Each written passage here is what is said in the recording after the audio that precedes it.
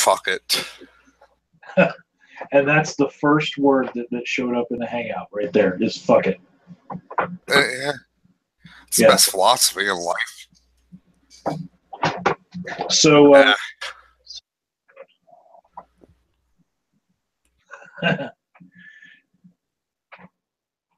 so do you have like some art to do at me? Oh, I could bust out the old photo gen. You have a I don't know if you know about that program. That was a fun couple of videos I made. Like you put in a word and then it gives you a picture? No, it basically you doodle something and then a computer algorithm fills in the colors. Uh-huh.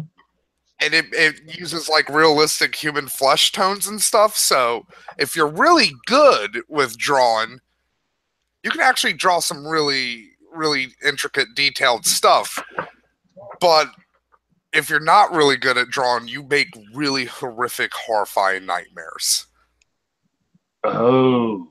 So it kind of like, it tries to interpret what you're drawing.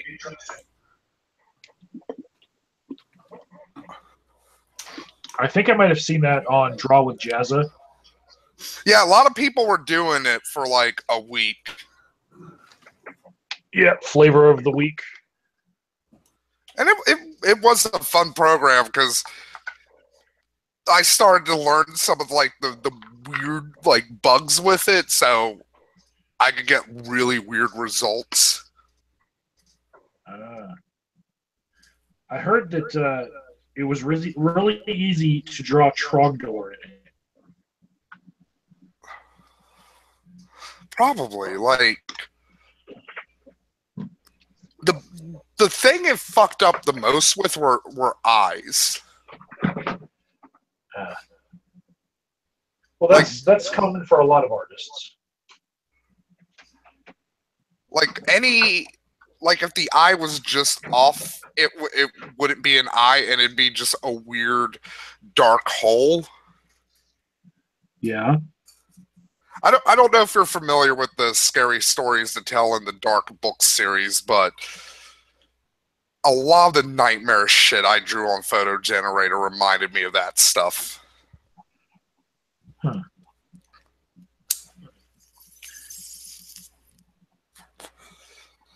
Right That was now, a fun book series as a kid. With this one already being because like it wasn't like the stories themselves. Go ahead. I forgot, like you shouldn't have told anybody. You should have been like, look at me freestyling. Oh no! I sketched these out beforehand because it would be like 2 hours of me sketching it out and erasing and sketching and erasing and sketching. Yeah, but remember, like we can't see the sketch marks on camera. I have set the camera so that you can. Oh, maybe it's just my shit eyes. Yeah. I have a theory.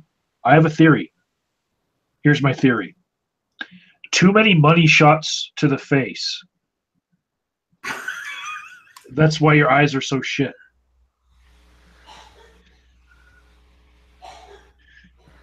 I wish. Like, nah, it's just shit fucking genetics. So if it was because of something of your own doing, you'd be happier about it? Yeah, because at least then I'd be able to be like, well, I did that. Just like when I broke my foot. Welcome, Azjar. When I super kicked a fence post. I was like, I did that, so, you know, I'm to blame.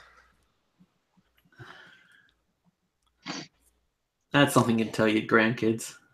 I mean, like, out of all of the shit I can blame my fucking dad for, like, the one sperm that made me that had the fucking genetic code in it for Keratoconus. Huh. Like, it was basically a crapshoot. Then again, that fucking sperm also had autism. So, you know, double down on that one. I'd say it's actually lucky that at this point in your life, some of the friends that you used to have are no longer your friends because they were the exact kind of guys who would tell you that your girlfriend was a hottie if you couldn't tell yourself Yeah.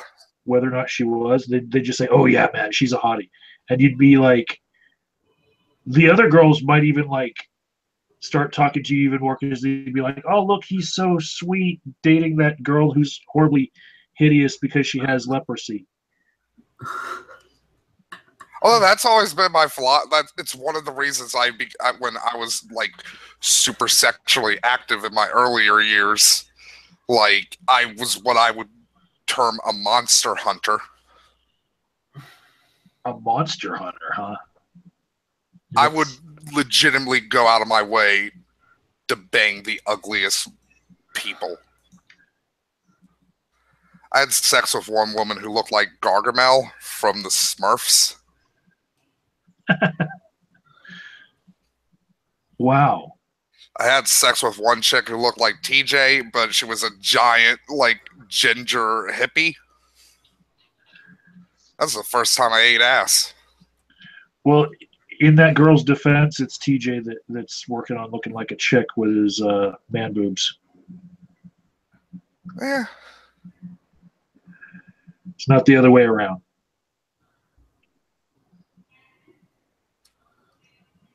Cut the girl some slack, man. But it's weird because, like, I'm very sexually fluid. Like, any storm of port. When the bear's hungry, the bear will eat. That's my sexual orientation. But, like, when it comes to dudes, I'm super attractive to, like, really femmy, pretty boys. Not boys, but men. But, like, usually, like, really pretty men are usually given the term boy because of like, weird fucking reasons. I did not take you for being bi.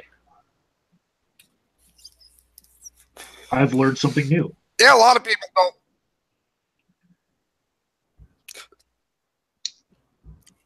Because it was like one of those things for the longest time where people like skeptical heretic once told me, he's like, you're the king of the pseudo gay. Literally can't tell what orientation you are because you'll just say anything.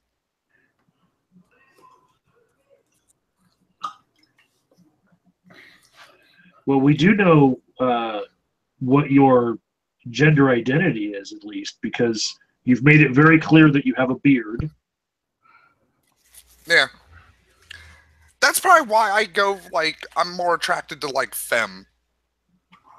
Like, the femme types. Because, like, you know, I'm the guy who's like, look, I don't want to shave or, like, take care of myself. I want to just be, like, just an asshole dude. Huh. Me and Britney Spears have it in common that we both take 2 showers a day. Like I've heard stories about 2 showers a day because it's in that like weird period. I don't know if like how hot it is where you are, like, but I'm in Virginia and we don't have autumn anymore. We just have winter and summer. And right now it's like summer during the day and winter at night. So I've been getting like super fucking sweaty like constantly because we can't really cut on the AC and we can't really cut on the heat. Uh-huh. Well, it was in the 50s today here in Denver. I think it was like in the 80s here. It was raining this morning. Kept me from using the chainsaw that I wanted to use. Guys, it was in the 40s Celsius here, which means like the 105, 110, I think, maybe. We'd have to take your word for it. I like how Australia got so hot one year they had to add a new color to the heat index. They're like, yeah, like, I don't know, purple. I forget what color it was. I think it was like purpley pink.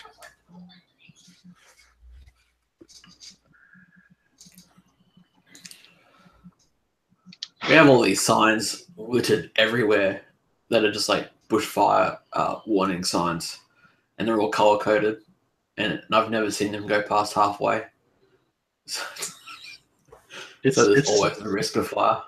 Something about the Australian accent makes me think that no matter what climate anomaly we have in any city in the U.S., there is some city in the middle of Australia that only like 2 people live in that is worse.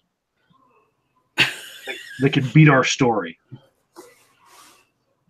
I don't know. We have a town. I'm pretty sure like Australia would be like, you know what, this city doesn't have clean drinking water for like 2 years. Maybe we should get on top of that. We have Michigan still doesn't have clean drinking water. We have a town in the center of Australia that mines opals, and they live underground. I think I've seen like videos on documentaries of that town. Like they were just like, yeah, it's just easier to build underground because it's literally fucking too hot above. I've also heard that there's an Australian town that is overrun by toads. Cane toads? Yes. That's all of Australian right now. What? Also, I gotta say, like, for a country where the people are really like chilled back and like good natured for the most part, like you guys have a really weird political scene. Yeah. Our Liberal Party is the Conservative Party, and our Labor Party is the Liberal Party.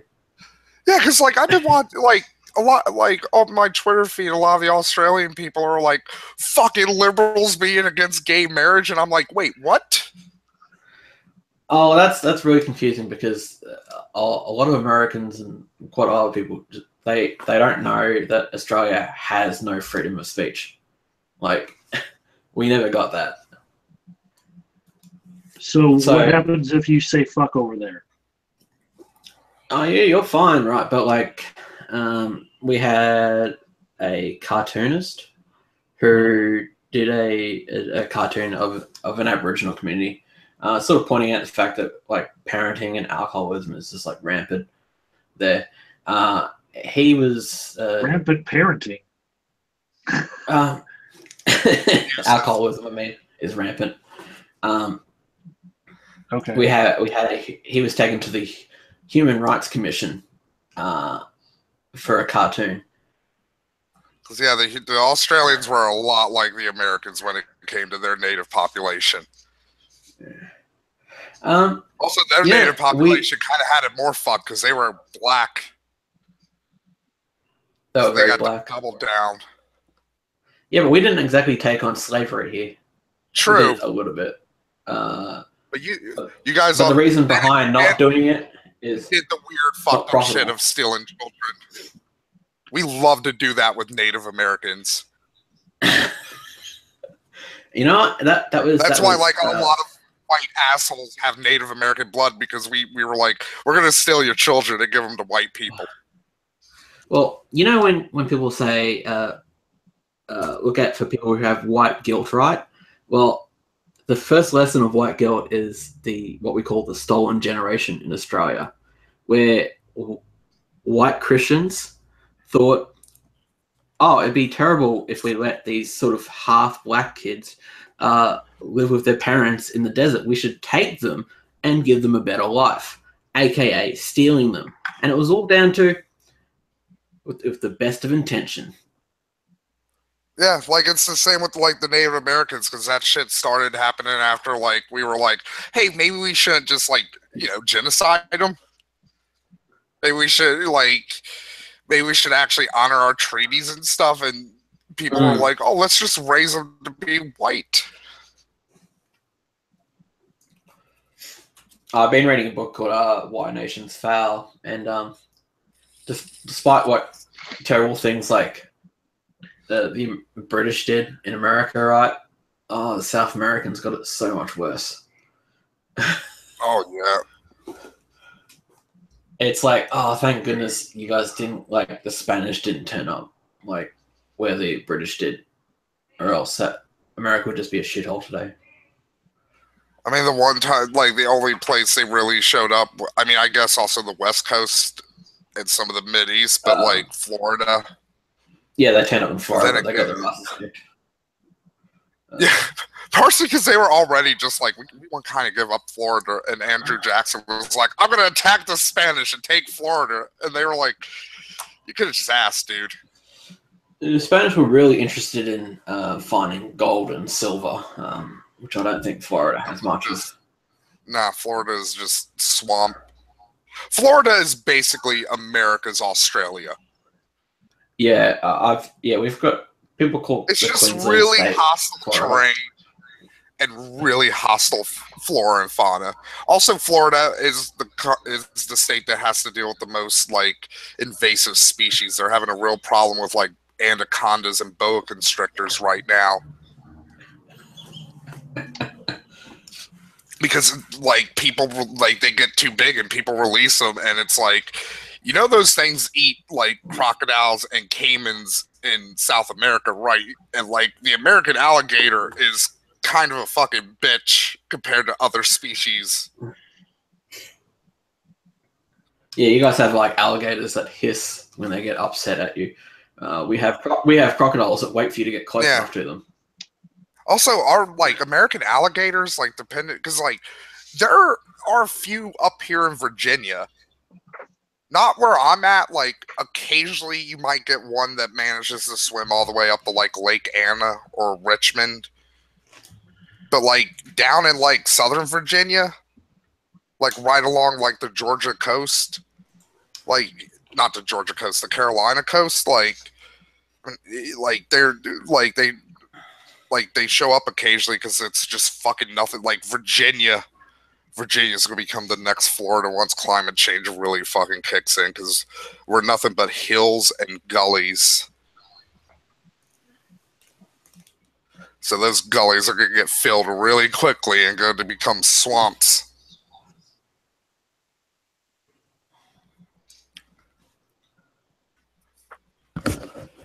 It's made me glad I live in the hilly part.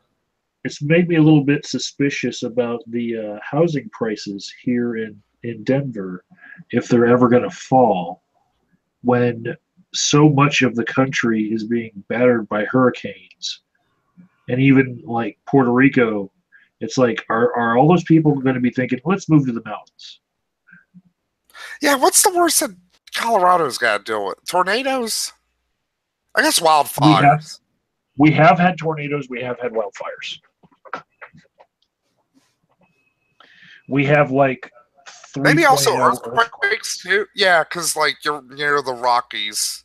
Well, there's been a lot of fracking that creates the earthquakes. Oh yeah, I'm in Central Virginia. Like I'm right smack dab in the middle. I'm like right in between. Like I live in the rural area. I'm like right in between Richmond and Charlottesville.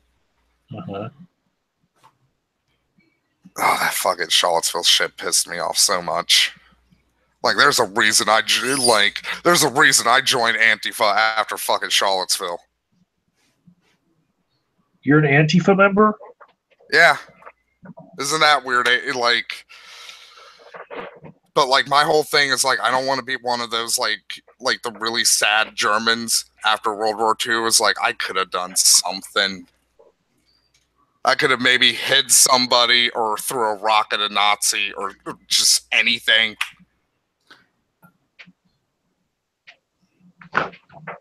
Well, in doing that, in becoming part of the violent movement, are you not afraid of being equated to being a fascist yourself?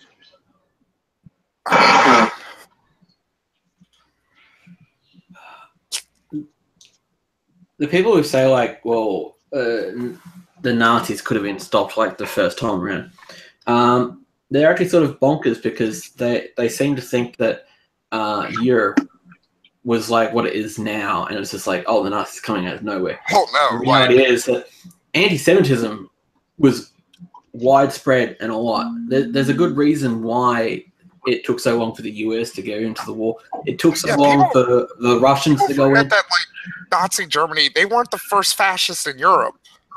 Yeah, and the Germans, they had like Jew quarters, right, where they were treating Jews like shit for centuries, right? So it wasn't like it was just like one little thing. This is like a whole, like a culture coming to its foremost. Main reason I joined Antifa, Rays, is because, like, I wanted to join an organized protest movement that, like, is established and knows how to, like, counter this shit. And, like, as for things I don't agree with Antifa, I don't like the blind support of, like, certain communist ideologies. I'm not against communism, but I'm like, you know what, tankies, like, Trotsky was, like, a real big piece of fucking shit. Like, he might have had some good fucking political ideas in theory, but he was a way more crazy communist zealot than fucking Stalin was. Yeah, and then you've got the people who like... You could honestly make now. the case, if Trotsky got into power over Stalin, there's a real good argument to be made that we might have sided with the fucking Nazis over fucking the Soviets under Trotsky. Because Trotsky, like, but the thing with Stalin was a monster, not like trying to praise him, but really ultimately what Stalin cared about was creating a buffer zone between, like, Russia and Western Europe because of the Great European Plain. Take the whole world. Yeah, and Trotsky, basically Trotsky wanted to overthrow, like, he was a pure ideologue. He was like, I want to overthrow every fucking country that's not communist and install a socialist government, or, well, communist government. Yeah, I mean, Stalin got to one point where he called people who wanted equality pay equality mongers. So that was when their Soviet dream wasn't working out so well, and they're trying to figure out how to do incentives properly. And one of their ideas was, we'll pay certain people a little bit more. And obviously some of the socialists back then didn't like the idea of paying some people more for doing certain jobs. They went to the gulag, of course. Yeah, like me joining Antifa, I kind of see it like, I'm kind of like the UK during World War II, where it's like, you know what, I'll join with the fucking commies to fight the fascists. Like, this seems like a good idea. Because, like, fascism is just, like, you look into the history of fascism, it's awful. Like, fascism is legitimately political cancer in a country. It's never, ever ended well. With maybe the possible exception of Spain, but that was because of, like, Carlos II being, like, a really, like, smart guy and outmaneuvering an increasingly senile Franco. I wouldn't say that, because if we were to look at, like, say, the early monarchies of Britain, right, we would definitely today we would definitely say that's fascism, right? However, from shit you get slightly less shit, and you get that progress all the way up to democracy. Democracy doesn't come out of thin air. You literally start with shit, and it gets better. Yeah, true, but, like, some country, like, you could argue some countries benefited from, like, the shock in their system from fascism, like Germany, but then others, like Italy, it's like, yeah, Italy probably never should have really went fascist. They've never really recovered from it. So it is possible to get economic growth through an extractive process like Nazi Germany. But the problem is that economic growth is limited. At some point, it runs out. You cannot have this what they call destructive creativeness, I think. The point is that through extractive institutions, you can get some type of progress, and that's mainly because like centralized power. Like, Yeah, the reason South Korea became the economic powerhouse it did is arguably because of the fucking military dictatorship they had. And so, like, you got like the progress that Russia made because it put all its power into industry and military. So it made progress on military-wise, and it made progress on it industry-wide. But at some point, it runs out, and that's when the Soviet Union started to collapse, and that fuel ran out. And same thing with the Chinese government up until Chairman Mao. They were starving to death, and they were at their limits. At least until Mao was like, you know what, I fucked up with this whole Great Leap Forward thing. Yeah. Bad idea. One guy people don't give much credit to is Deng Xiaoping. He was a chairman maybe 1 or 2 after Mao, and he said that there is no contradiction between socialism and market economies. And he's the one that got China into, running state-run companies, which is why China is so big now. Yeah. But even now, China is, even though it's got growth, it's slowing down. And a couple of the party members, I can't remember, General Ren, I believe, says that they're going to need a political revolution to move forward. Yeah. Like, that's, I don't know if you're familiar with the concept of the BRIC countries. You talking about the Brazil, Russia, India, China, South America, and it's basically the theory that, like, they're going to be the big economic and global powerhouses this century. And it's like, yeah, maybe. Like, they all have pitfalls that they got to, like, deal with. Like you said, like with China, like, they're going to have a real big crunch coming up soon. I mean, maybe not soon as in, like, a year or 2 years, but, like, their biggest problem is eventually they've got something's going to... I'm sorry. They're under extractive economic policies. So in the case of Russia, they may be pulling out a lot of wealth in oil and gas, but a lot of that wealth is going to the elites, right? So even if you say that these BRIC companies are going to be you got to remember that a lot of that extra wealth that they might get from this economic system, right, is going to go back into the elites, and rather than going to an inclusive economic system, which is spread across, like, that itself is not going to last as well. I mean, like, right now, out of all of them, India's probably kind of doing the best. Although, like, that's only really, like, just for the moment. Well, India itself, like you said, is moving from an extractive to a more inclusive policy, but it's still very much extractive, and so it's seeing that moving towards inclusive. But the problem is, say for example, like the French Revolution, yay democracy, it was immediately followed by dictatorship, and then it had 2 monarchies, and then it went back to a republic. So progress forward. Then it went to a fake republic. Yeah. So. And then it went back to a republic. Yeah. And then wasn't there another collapse too? Yeah, probably.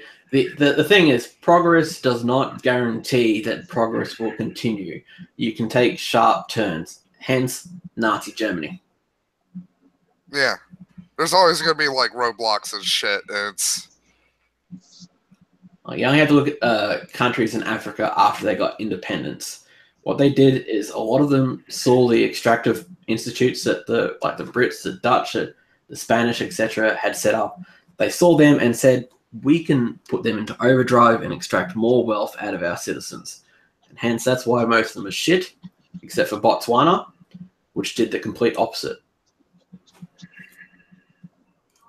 You know, Botswana actually, its GDP is equivalent to the richest countries in South America and some European democracies like the Eastern ones in EU, which is a real big surprise for Africa. You think most of Africa is just like a shithole, but Botswana is not. Kenya was doing really good for a while until I think they had a really bad drought, and that really fucked them.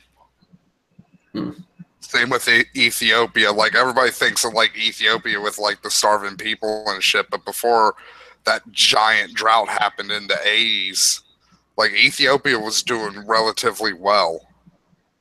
I mean, Ethiopia used to be an empire. It was the only African nation that staved off colonialism. Mind you, you know why that is? Then they, if I remember right, didn't they make basically a partnership with Germany where they were like, basically you run us, but like, you know. No, you know how they say that like black people are resistant to, I can't remember what disease it is, sickle cell anemia. Yeah. Right. Well, they get sickle cell anemia because the blood cells sort of. It's malaria. Right. It's malaria, right? They've got a resistance to malaria. And the problem is, at that time, white Europeans did not. And they didn't have the medical to treat it. And they literally referred to that as the white man's grave. So a lot of the Europeans didn't want to go into the center of Africa, right? That's why they mostly colonized the outsides, because that's where malaria was. And they just couldn't do it. I mean, it makes sense. There was just like, we barely understand how disease works. We just figured that out like 10 years earlier. Yeah. So you remember when, like, and now we're confronted. When the Europeans got to South America, right? And like, isn't that what inspired War of the Worlds? I think probably. And it just like killed off like millions of Native Americans, right? Can you imagine like the flip reverse, say that Africa really becomes like the superpower, right?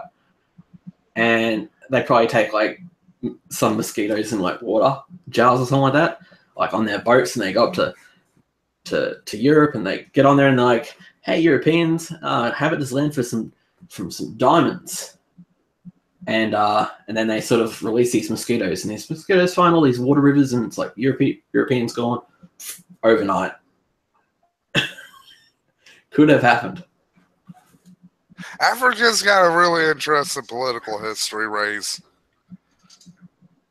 Yeah. Partially because it's like the Middle East, where a lot of people didn't get to choose the borders. No. You know, a lot of people didn't get to choose the border, and a lot of dictators popped up, and a lot of war chiefs didn't want to. I really hope shit works out for the Kurds this time. It's not. It's not. I know it's not. But it's like the one group in the Middle East that should just be vehemently anti-American because of how many times we've just left them hanging, the Kurds. But they've never done that. Well, to gain power, you need military power. And unfortunately, they haven't got it. So they require the Americans. Yeah. I mean, before the whole Civil War and all that, they were literally being, like, genocided. So. And I mean, yeah, like, they can do a lot of damage against ISIS with their fucking special forces units, but special forces is only going to get you so far. Yeah. You need... Unless you get, like, super fucking need, like, you essentially need, like a basically live in a video game to maintain power.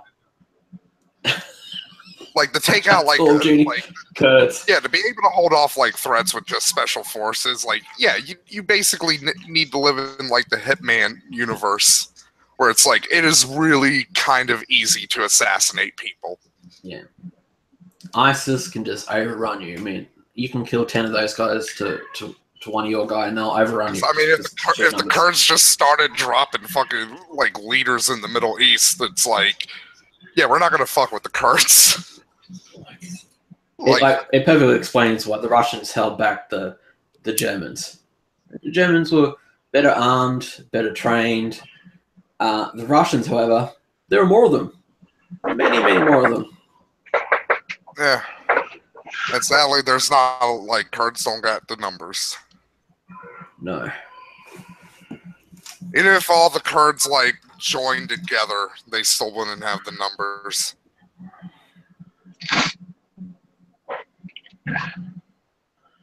Even though, to be completely honest, I'd be totally cool with, like, the Kurds, like, getting their own nation state. Because it's like, you know what? That'd be one country, like, that's probably not going to go to shit immediately. But sorry, AOD. Matt, you were asking about Sevi Rose earlier. Yeah.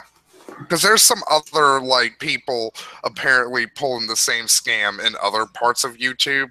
I can't remember the full username, but it's something ping pong, and then something else with a P. But they were apparently, like, pulling the same, like, oh, I might have cancer.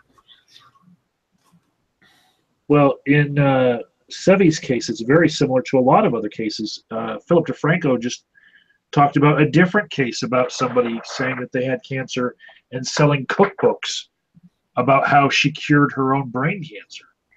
And that just came out like the same time as Sevi Rose's story.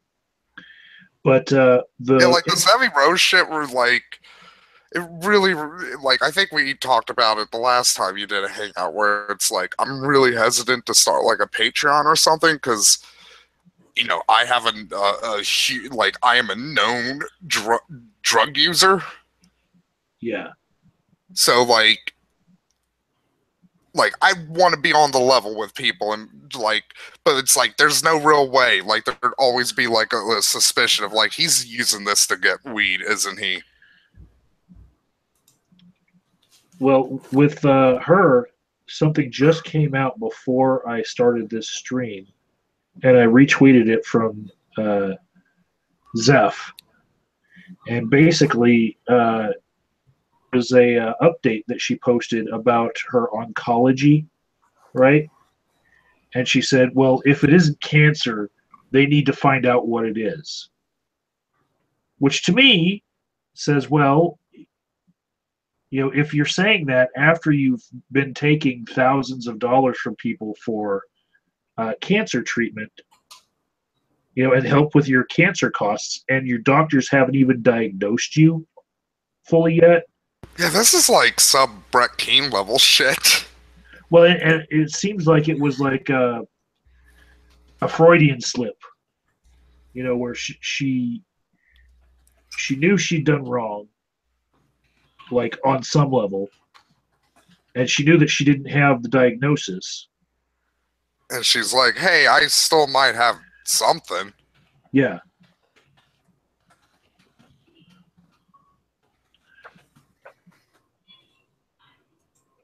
I'm gonna have to fix this B here. Yeah, I mean, how pissed would you be if you did actually have cancer, right? But your need for marijuana was slightly more higher. That's where you spent your money on, and you didn't actually go to the oncologist. And it comes out that now people think that you're just scamming them. And then when you actually do need money, I've got no idea what's happening. But okay, well, I made a video about some of it because my friend Liz Reptile was letting Sevi Rose stay with her for a while, and they were in Florida, and she wanted Sevi Rose gone for a while and used the hurricane as a way to get her out of the house because, you know, they all had to evacuate and whatnot, and then just didn't let her back in. And It's like one of those battered women's stories where she was like biding her time, waiting for the right moment. And there's a lot to this story as far as like what their relationship was, you know, and what it turned into. It was bad stuff. And so people started thinking that she was just trying to separate herself from Sevi because of the fallout of Sevi being found out for being a fraud. And that because Sevi was staying with her, that maybe she was profiting from the same fraud. When Sevi hardly paid them anything. And I have private messages from Liz going way back about how Sevi was not really welcome in the house anymore and was turning out to be a very horrible person and was not carrying her own weight, bills or otherwise, and pretty much thousands of dollars went to her drug habit, basically, or she still got it. Because she didn't give it to them for bills or rent. Yeah, I'd probably spend like maybe $1,000 a year. But like not all at once. Well, I'm relatively good with. Yeah, true. Like, and you probably know this, Agent. Like you probably know this because of like your job as an addiction counselor. Like, pot it's very easy to ritualize it. Yes. It's very easy to like. That's why I did so many Stardew Valley videos, because it's like one of the things I like when I make videos is I'll get high during a video and I don't feel like I'm just like wasting time. I'm being like kind of creative. Yeah.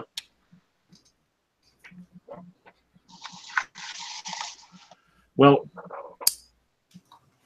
different drugs do cost different amounts of money, but as far as blowing through, also have different types of addictions. As far as blowing through $4,000, it's like if it's heroin, right now the street value of heroin is like really cheap.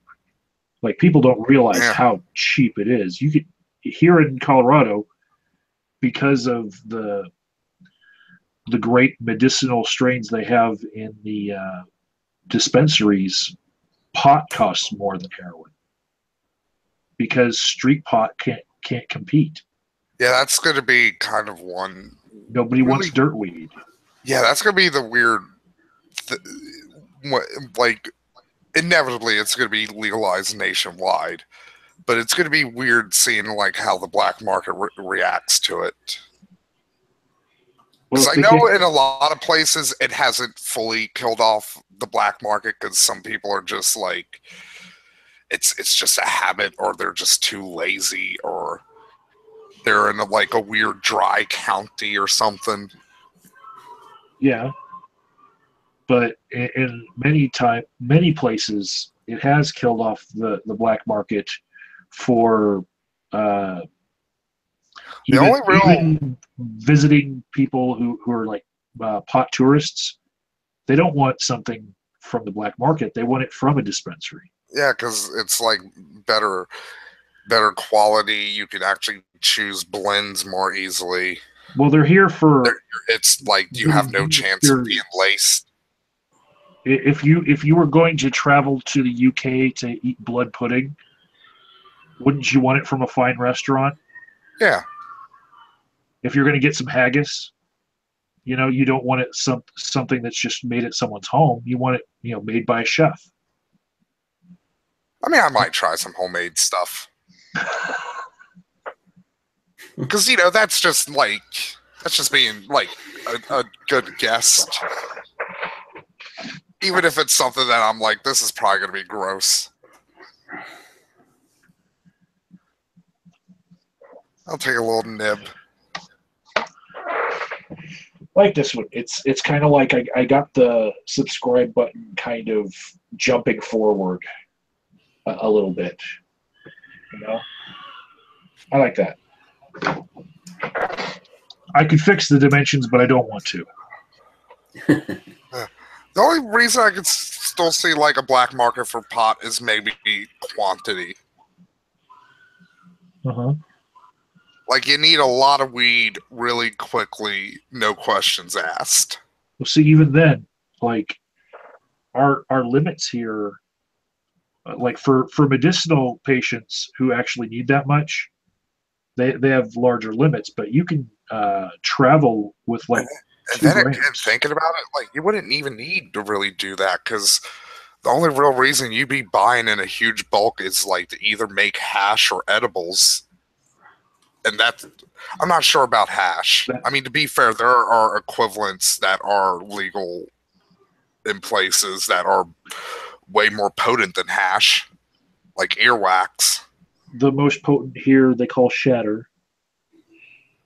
Yeah, because basically, if you don't like, I forget the full percentages, but like buds, like actual like the greenery, that's like 40% to 50% THC, depending on like how huge the crystals are and how much they cover the surface.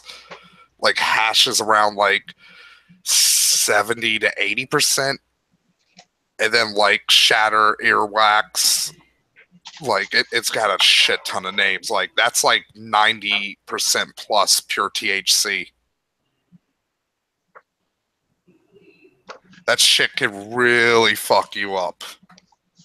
It's Who's screaming? A TV.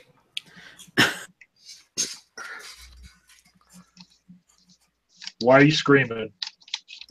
because a lot of people forget that THC is a psychoactive. But like Scream usually, ice cream. usually like in the quantities you're smoking it, even if you're smoking hash, like you're not like usually when you smoke hash, you're not smoking a lot of hash.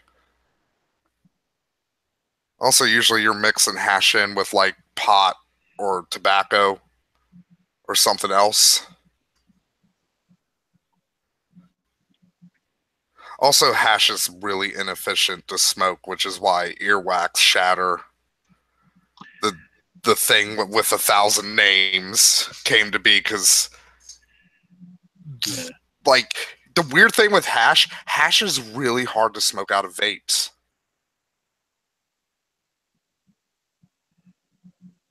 Well, I imagine it has to be reconstituted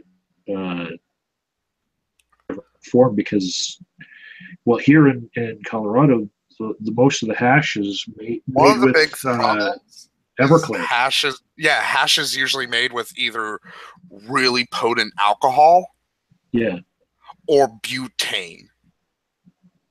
So very flammable things, which you're never going to evaporate off of 100%. well, people here can taste butane in what they're smoking, and they will never go back to it. Yeah, butane hash is like the worst hash. Like the best hash is probably pressed hash, but You have discerning tastes here, and they care about what they put in their bodies. Like, it's not like people who smoke pot don't care about their bodies. You know, yeah, a lot of them do. and if I'm they like- think I'm an there's a outlier. carcinogen in their pot, they're not going to want any more of it. Again, that's why earwax slash shatter has gotten so popular, because it's none of like the plant material. It's just pure crystals. I like using the dry vaporizer, like a box vaporizer, and just grinding it and just doing it that way. And then I don't have to smoke the. I'm not smoking the carcass of the plant. It's just going directly for the THC. Welcome, Kazoo. I'm a bold guy. It's part of my ritual. Like I like having the pipe. Kazoom, did you bring any art to make at me? To make at you? Yes. In the future, I'd like you guys to come with art that you're pointing your own cameras down at. I could technically, since we're on YouTube, isn't this all kind of performance art anyways? Well, I don't think that your voice is really replicatable. So you do kind of raise uh, this sort of communicating to an art form, I guess. So I've always compared YouTube to the WWE. It's like it's like a weird, like, fake reality here. Well, Kazum had some fairly psychedelic videos. I can't remember when. Just a head floating with like trippy patterns morphing in the background. That's very much art. It's fun. It's fun. Although I can't take claim for the fractal stuff. I can't claim the original fractal artwork, but I did modify it a lot so it's really colorful. Usually it was almost black and white. So, well, see, there's this zen that I get into when I'm doing this art that I'd like you guys to also experience. And I know that I can hear Max getting there through chemical means right now. But you don't have to. You could just bust out a coloring book. There's this weird trend where people are painting mandalas now with gel pens and getting relaxation from it.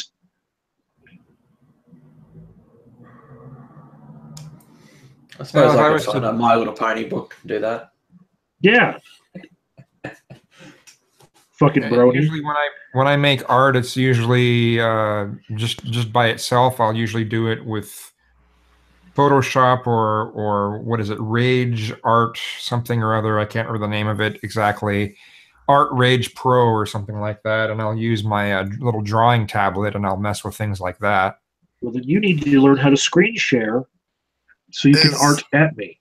Is the gel pen thing like an ASMR thing? No. Okay. No. Gel pens, they use them because if you take a gel pen and then you take a brush with some water, like you draw like in one teardrop shape, you color the whole thing in yellow, right? And then on the very edge, you take like an orange and you just draw a line around the edge. Then you take a brush with some water on it and you can pull the orange over and make like a shading gradient. And I guess for a lot of people, they're not really good at doing art or gradients at all. So yeah. The gel pens make it easy. Interesting. I didn't know that about those. That's very interesting. Yeah, you need to look up any YouTube video with shading with gel pens. I listen to ASMR sometimes. I only like the weird foreign ones, not like the weird sexual foreign ones, but just people just randomly talking in like a foreign language, because it's like I have my problem when I go to sleep is like my mind is just like, here's a bunch of things to think about all at once. Yeah. So I need to concentrate on something, but if I concentrate on something too hard, I'm not going to fall asleep. So listen to somebody talking a foreign language, like I'm kind of concentrating because it's somebody talking, but at the same time, it's like, it's just moon speak to me. Like I understand nothing. I get that from country music because I don't know the words. Any music that I know the words to keeps me up. Things that I don't know can put me to sleep.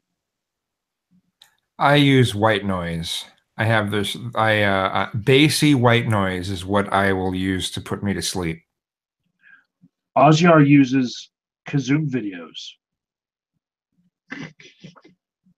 I should try that. I'll try that one day. Have weird memories. I mean, weird dreams. The ASMR side of YouTube had an adpocalypse too. See, I feel like they deserved an adpocalypse. They did, because like a lot of them were just like, here's me eating a banana, and it's just basically me sucking a dick, but it's a banana. You know, I'm having reverse adpocalypse lately on my channel. most of my videos I upload, I purposely don't monetize them, and YouTube is going through and monetizing my videos. Yeah, it's like a weird thing that's happening. Like YouTube seems to be maybe trying to level the playing field a bit. Yeah, exactly. I had I had 20% of my videos get that limited monetization, yellow monetization, right? I'm making $5 more a month right now than before the adpocalypse. And it's because most of my videos are not controversial. And those videos are getting hit with better ads and more payout. Yeah, some of my favorite channels now on YouTube are just really weird channels that don't get in any kind. Like one of my favorite, I can't remember the name of the guy, but he just goes around in rivers and creeks and streams and stuff with a metal detector, and he just finds shit in a river, and he's like, I found a gun and an axe. But he's really super happy and optimistic and always excited about finding shit, and it's I like watching this guy. It makes me happy that he's happy doing this. Misty likes watching Adam the Woo, and I really can't stand him because just like Happy Cabby and Shay Carl, Adam the Woo puts on a fake happiness that you can tell that he's faking it. Yeah. It's like nobody smiles that much. Hey, Yeah. can you finish the tea? The tea, the bottom of the tea isn't finished. That reminds me. I don't know why, but it reminds me of the Kids in the Hall sketch where Scott Thomas is talking about the word faggot. And he's like, why do people hate that word? And he's like, it's the T at the end. It reminds people of Christ on the cross. So let's just get rid of the T. Okay, faggo. Yeah. Faggo.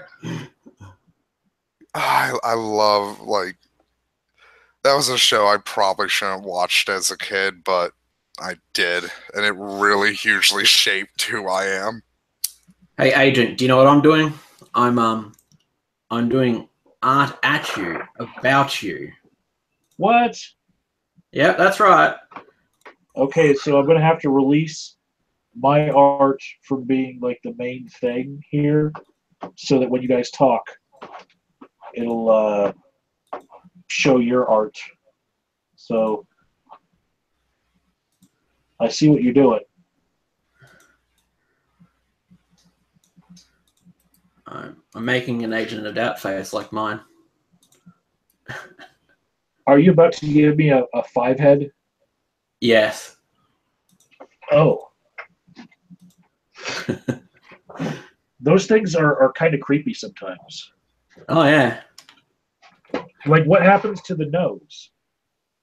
Oh, I get rid of the nose. I've got a lot of nose to get rid of.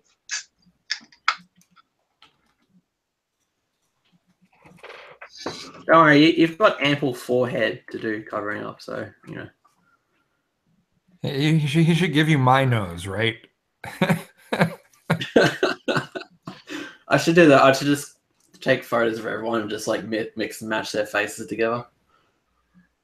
I don't Have want a your YouTube nose monster. because Wait, Despicable Sneeze Me all the 3 time? already came out? what?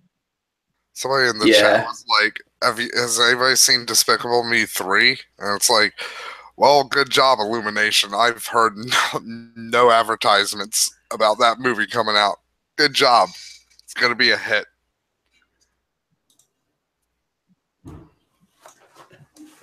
If I had Kazoom's nose, I don't like I saying would I hope sneeze. movies fail because a lot of people are employed by that shit, especially animated movies, but I don't really sneeze all the fucking- time. no, but you have a nose piercing, and I don't know if I would sneeze or just feel like I had something in my nose all the time. Well, you'd have a big nose if you had my nose.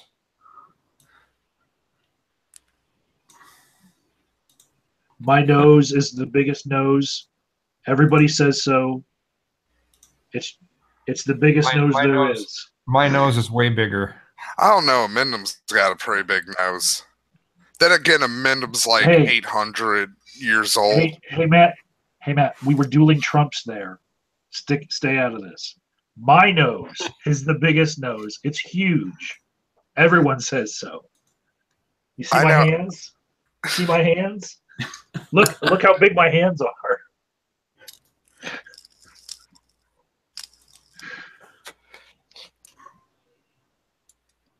Hey, The earlier, dumbest when timeline. when you were talking about the preferring not you but I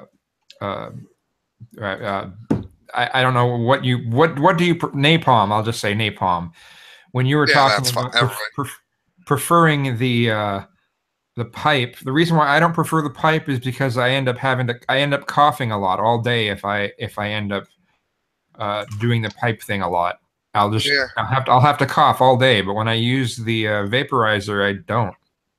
I mainly like. I usually don't hit it all at once though. Like I'm like a guy. I maybe at the start I'll do like 3 hits to get a good buzz going, and then for the rest of the day, like every like hour, I'm like, let me take another hit.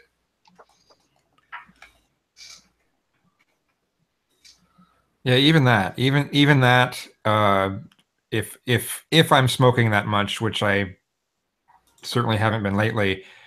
In fact, I barely do it now. But yeah, even that, I would still end up coughing a lot during the day, or I'd wake up and have to cough once in a while. It's just like, eh. So, Kazoom, before you got on, Matt was telling us how he just joined a political group. Yeah. What political group? Where? When? How? Why? Well, I will say this: it was because of Charlottesville. Antifa? Yeah.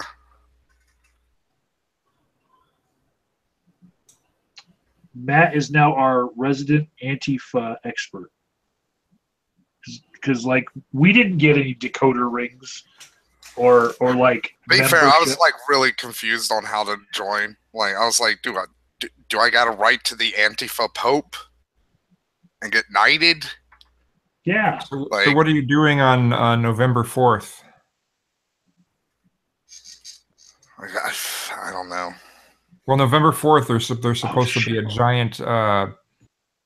It's supposed to be a huge thing with Antifa, and I mean, huge. There's supposed to be rioting. I mean, the whole works, and it's supposed to be on a national level. I mean, I'm not in it for the rioting and stuff. I'm more in it because of like, look, I'll stand in between somebody and like one of the like Nazi guys who are driving a car at somebody.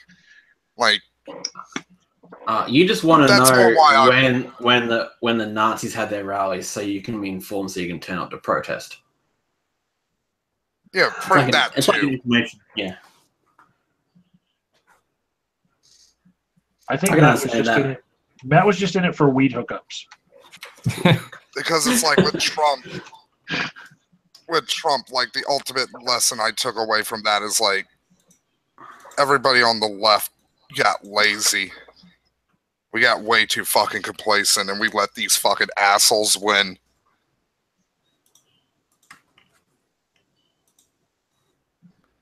Well, Like, I mean, I'm like- another thing is we let the DNC control the election too. Yeah. The sad thing is, like, there's nothing we can really do about that unless we, like, force the DNC to rewrite how they run their fucking dumb party. Like, there's a reason the founding fathers were against political parties. Can I respond to This this? shit. If on the contrary, I'd like to say that both major political parties in our country are parties whereby they are meant Yeah, they're- to help each other attain political office, and the people who are long-standing members of that party should be helped out by that party, and the people who are newcomers to the party who are trying to step in the front of the line, maybe that party should, favor the people who have been in the party longer, not the people who spent 30 years in their career saying reasons why they're not going to join that party. Like, I'm pro Bernie, but I'm not necessarily like, I can't know for sure if he would have beat Trump. Like, nobody fucking saw that coming. If Bernie would have won the primary, I would have voted for him. Like, I voted for Hillary. Yeah, so did I. And if Bernie had won, I would have voted for him. And I wouldn't have had a big problem as much as Bernie supporters had a problem backing Hillary. Yeah, my big problem with like the whole DNC is like, look, you motherfuckers have been losing since 2010, and you keep doing the same fucking things over and over again. Mm-hmm. Everybody at like a strategy level probably needs to either change their strategies or move aside. Let somebody else, like, just somebody else who has like, okay, let's try something different. Because I keep pointing this out. Like, yeah, the Democrats have been losing since 2010, but if you look at like ballot initiatives and stuff, like left-leaning ideas have constantly come out on top in terms of ballot initiatives and ballot measures. So it's not like people hate like left-leaning ideas in this country. People are open to that shit. It's more like the problem is like how the DNC presents its message.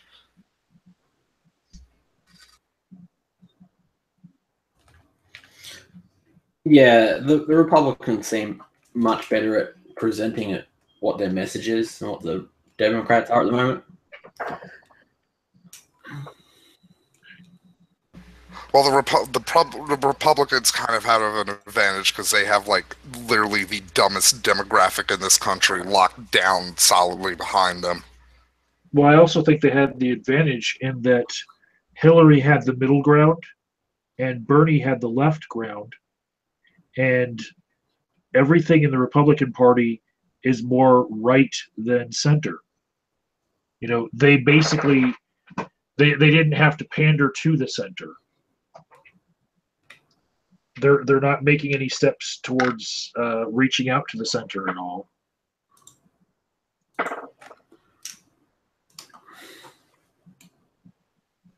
And for all of the anti-establishment that Trump was supposed to be, he's ended up being like a Republican wet dream. Like he's going after like everything that like diehard, ultra conservatives want. Yeah, and he's put a bunch of Dominionists and Reconstructionists in his panel, in his cabinet. Yeah. He's turned out to be way more conservative than I would have figured Huckabee would have been. Now, how do y'all feel about Kamala Harris?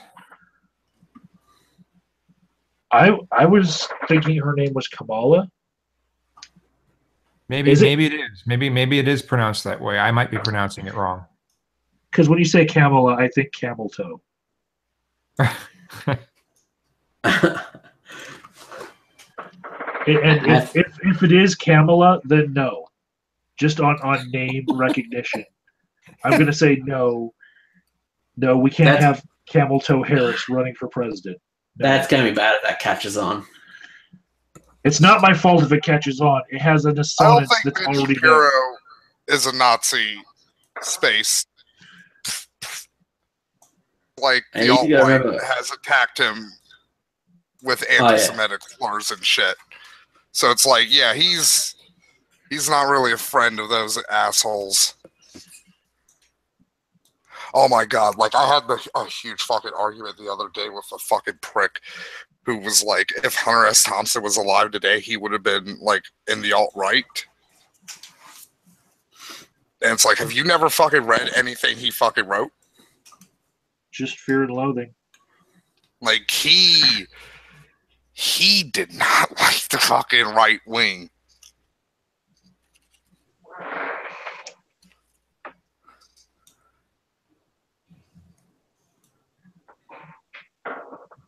It's actually kind of helping me to look at the screen to see like what stands out at me on the screen when people are looking at this through a screen.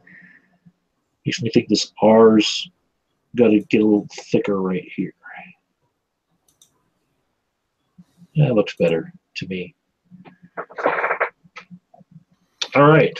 It's not supposed to look perfect. It's supposed to look painted. This is for somebody who simply wants the big three behind them. I'm having another YouTuber breakfast on Saturday morning. It will be up north in North Denver at a place called Great Scott. And Great Scott's is like a diner like Gunther Tootie's. Do you guys have Gunther Tootie's out there? I don't think so. Basically like a 50s diner. Is it Back to the Future themed? Might as well be. Because, like, it being named Great Scott, that makes me think of fucking Doc Brown. All the seats feel like you're sitting in a 57 Chevy.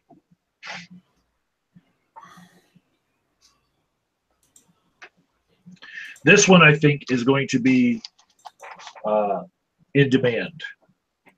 Just because the dry brush of that electric blue on black.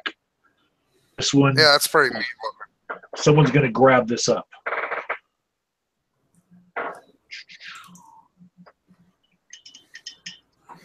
Like it could be water, it could be smoke, could be both. There you go. My Agent of That masterpiece is finished. What is this? It's truly creepy. Oh, crap. Looks similar to Sargon of Akkad, in a sense. Yeah, a little bit. You Sargoned me. I did. Like throw in a little Kevin Logan, too.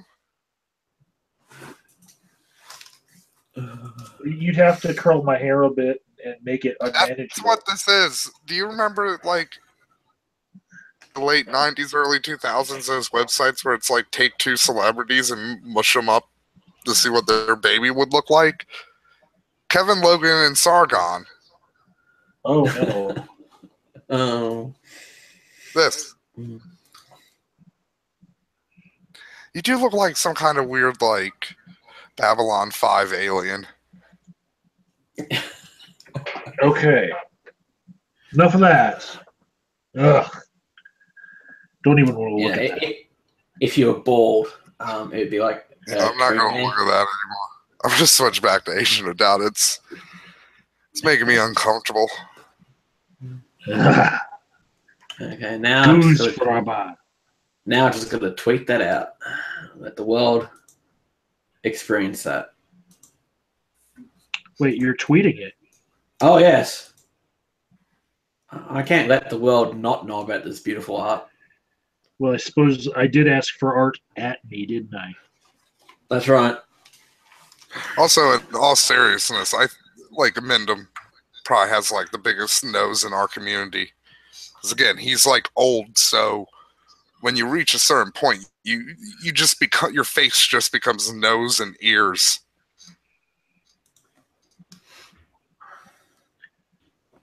Speaking of big features, I saw on DevShell's Facebook today, it said, "Watch this space," much like a Keith Olbermann video.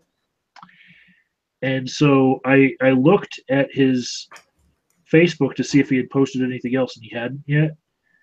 But then I came across, there were some pictures of him, and he has some huge knockers for a guy as skinny as him. Yeah. You notice that? Like, I probably weigh twice as much as him, and I do not have knockers that big. Well, he did do like hormone therapy for a while.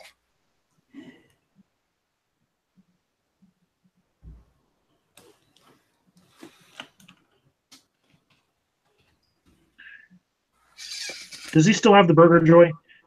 Yeah, I think so. I wonder if... Which good for him. Like, he's pretty much, in terms of being a restaurant owner, he's pretty much made it. Yeah. It's been open for like 5 years. Like that's like the safe zone for most restaurants. Well, he closed it for a while. They got a new location. Wasn't it also because of Sandy too? I think. Not sure. Gonna have to get him on this show. Like he's been in the chat before. He can come on this show in the chat and defend his great endowments, we'll call them.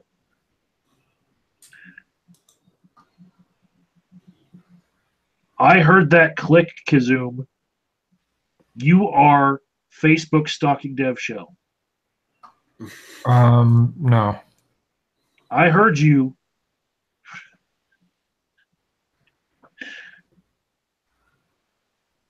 What I was doing actually a little bit ago when I was looking off to the right is well, I just made a video about the Bloomsburg Fair that I went to earlier. And they said, "Oh, someone else has some footage of this too," and it was of this a band, not a like you know the kind that you'd find in a high school, like you know with horns and such, right? And they're playing some song, and at the end of it, you hear this terrible note. I'm like, and everyone starts to cheer after the terrible note.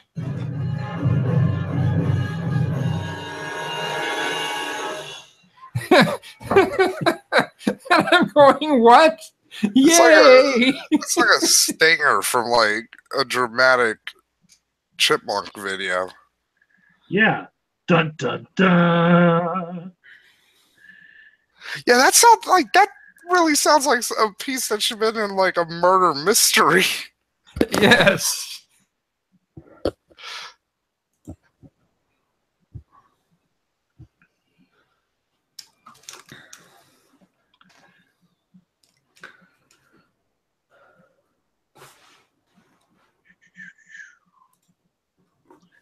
See, next week I'm going to remind you, Kazoo, that you need to get some art supplies to be able to participate in this. Now, like I said, I mean, I could probably try to mess with something in Art Rage Pro or something like that using my drawing tablet. Okay. Or maybe I could be messing with Sterling 2. It's a fractal generator and trying to find a good spot to render large or something. I could do something like that as well. Does that render video or motion fractals? No, it's just a single frame. But sometimes they take a long time because you can do some really complex things with it.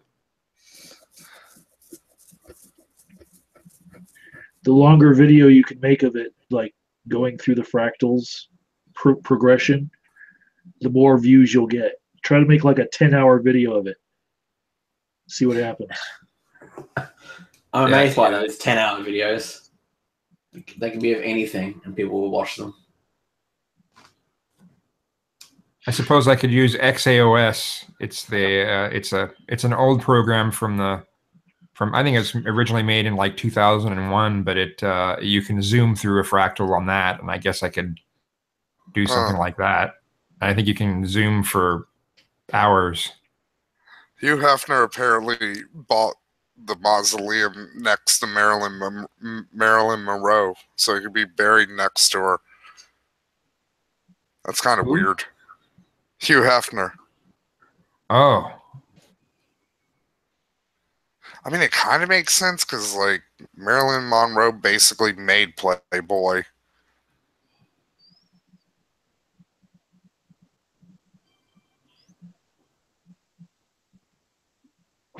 How's that one?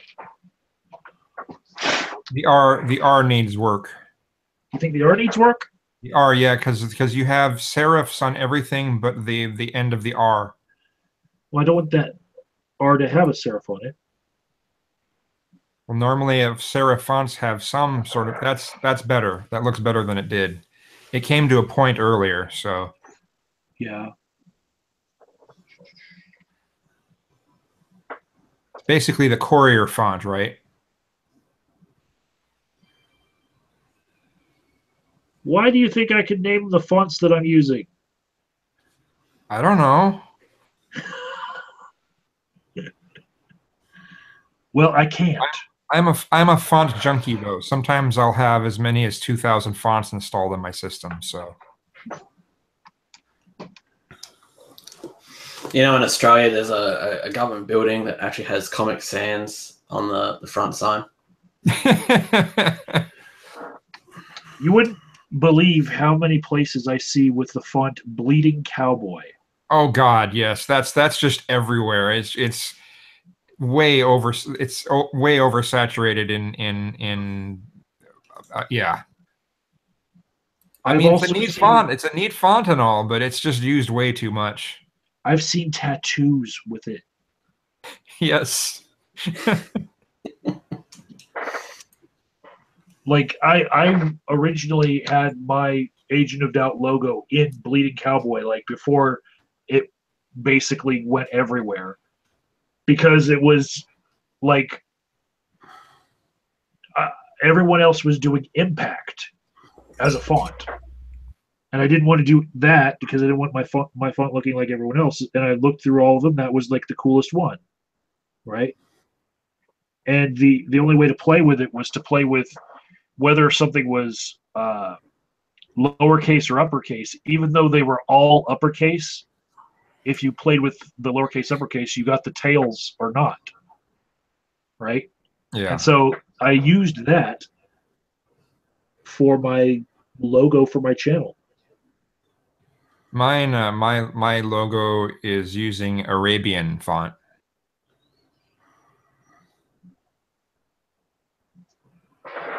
All right, I think that's pretty cleaned up. Occasionally, I still want to use that that font, that writing of Kazum that you made for me too. I Oh, still that's really just like my that own one. hand. Oh, I That's know, that's I know. That's not a font. yeah. That was made from scratch artwork. I do have something that's almost in that font, if you could call it a font.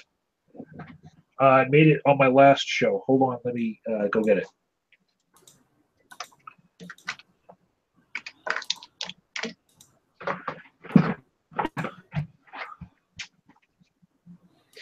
Someone who I think makes awesome his own fonts is Roger Dean.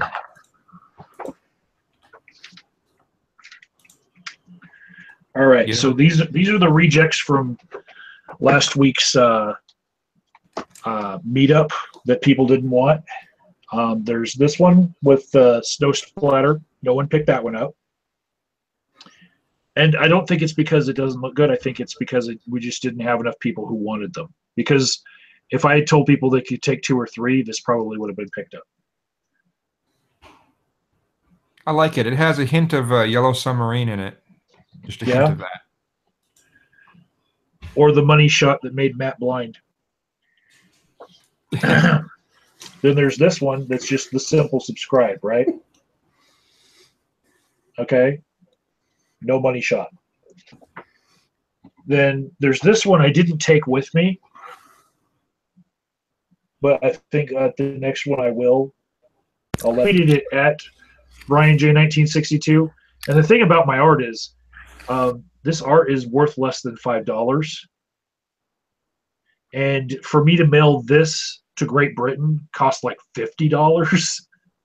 It's a horrible expense to send a $5 gag, you know. So I took a picture and tweeted it at him. Oh, okay. And this is the one that's almost in that font that I used to write your name. Oh. Oh, okay.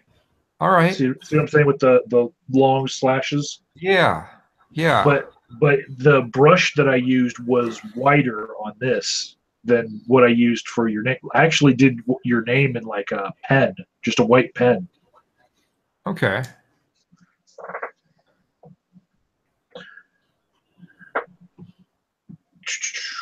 So those are all kind of rejects that will be given out next week, or sorry, and because I'll just bring this other variety that I'm bringing. Basically, all the regular red ones weren't as popular as shit like this, where it's like a weird color, you know? People were not liking the YouTube red, where I was like, Probably because like a lot of people have YouTube Red. yeah, a lot of people have the pillows. You know, I've got the pillow. See the pillow? There's the pillow. You know? Maybe do more greens. Like it's the opposite of red. You think? So this one, I think I'm going to take it just like that. Think that's good? Then again, like the black might be black because like a lot of colors pop on black. Yeah. So let's see. I'm not good with like colors and stuff. Like I know Well, the yeah, it's basic because like color theory, well, that money shot blinded you. but it's like I can't think. I guess yellow kind of pops out on green. It does. Yellow does pop. Orange. Turquoisey. How's that? I like that's always like my favorite color is like greeny blue or blue green. All right. We're going to go with Maybe because like turquoise is my birthstone.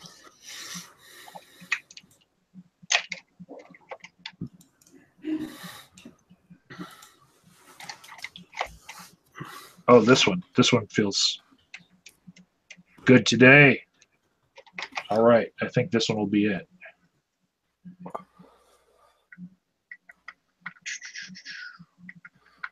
See, other people can see what's coming, but Matt can't. So that's the fun of this right now.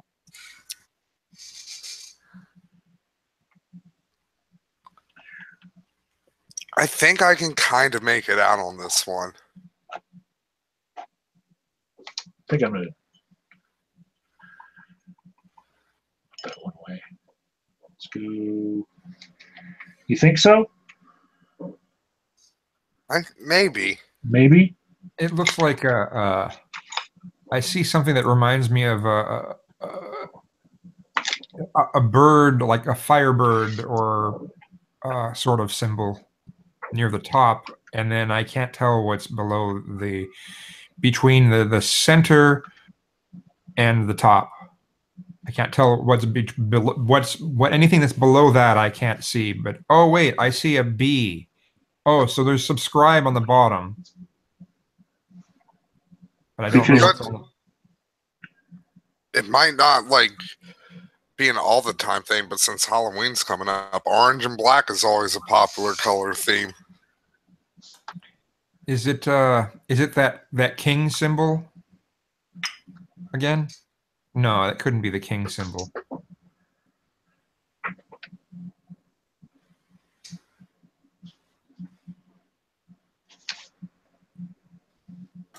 Was Reptile's avatar? No, but it's close actually. Is it a palm tree? Liz Reptile's avatar is like the closest thing to this. As far as the technique that I'm using to drag it out.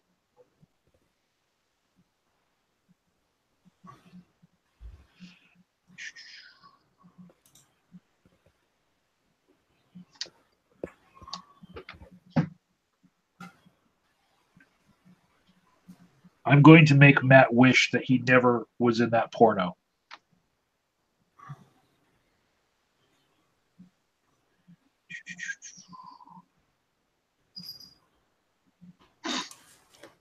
So, Kazoom, do you think like maybe we could be like the internet Antifa?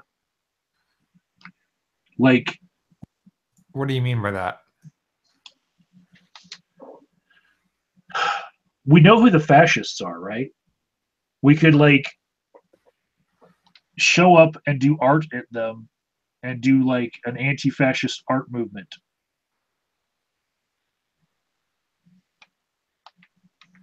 Yeah, but if you make something too good, those shitheads will take it. Who are the shitheads? You know, the alt-right, the fascists.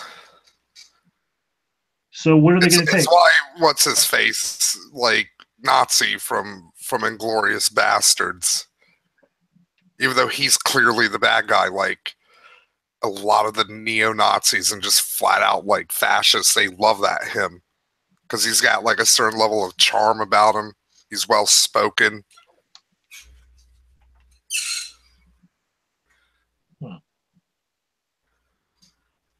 There's also another. I can't remember the name of the movie, but it's another like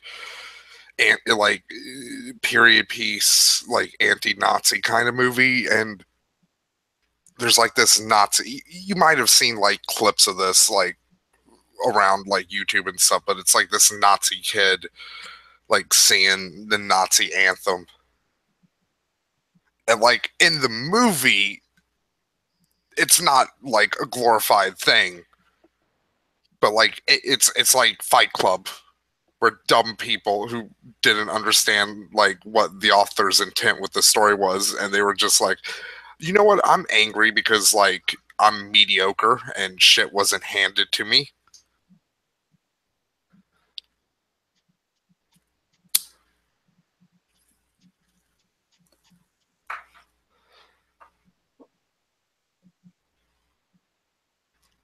I was talking to somebody earlier today about how Fight Club is better as a book. Is it? Yeah, because the actual text of the story like comes across more like, yeah, these people aren't people like to be glorified. These are broken. These are horrendously broken, damaged people. Like, you should pity them. Yeah, the movie. You're talking about Fight Club, right? Yeah, the movie. The movie definitely glorified them. Yeah. I didn't know it was a book before it was a movie. Yeah, and it's a decent book, mainly because it's really short. Like, I think it's like less than 400 pages. Okay. It's like barely a novel.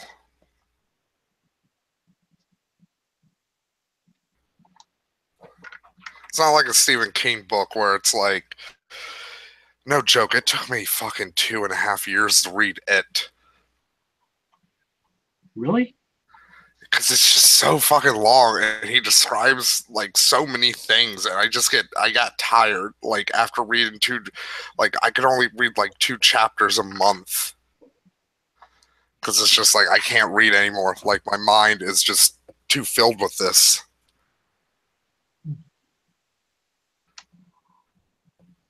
It's not that it's bad, it's just more, it is really, really super long.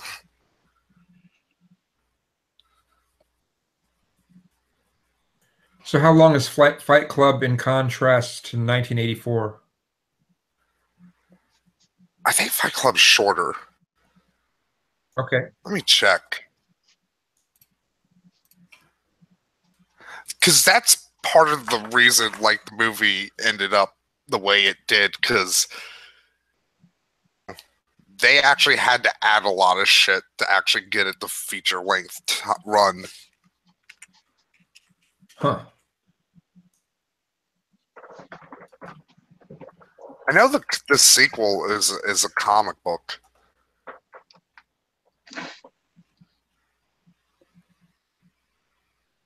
It's 208 pages. Oh wow. Yeah, like I said, it's honestly more of a novella.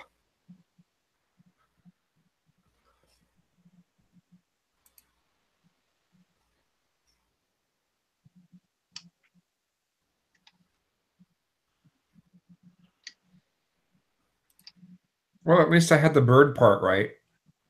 You know what? It was like better as a film than a book was American Psycho.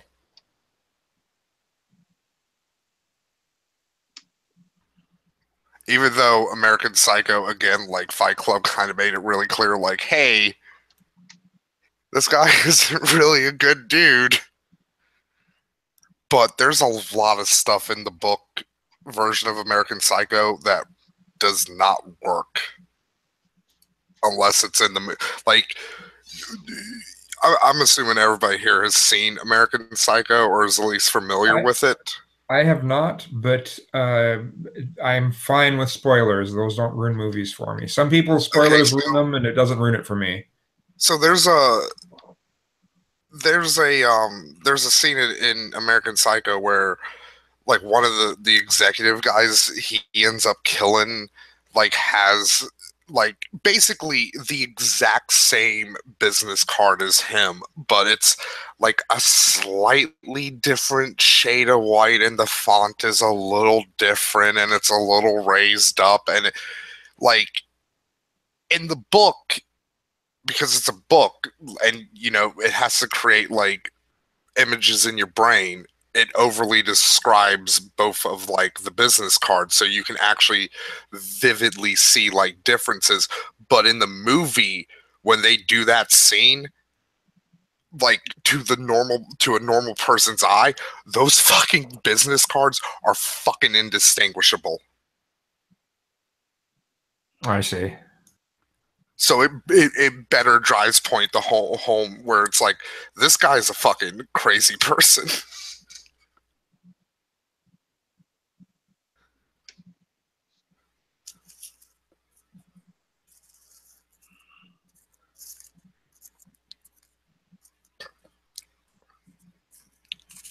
Like the book's not bad, but like it honestly worked better as a film because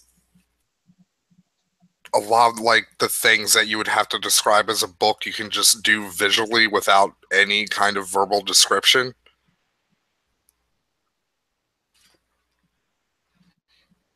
I get what you're saying there. Because like I'm sure like people who know about like colors and stuff, it's like, oh yeah, I can tell the difference between like ivory and bone. But like to like a normal person, it's like those are just both white. Not even a normal person, but just like an average like lay person who has like no idea, like no extensive idea about like the subtlety of like different shades of white.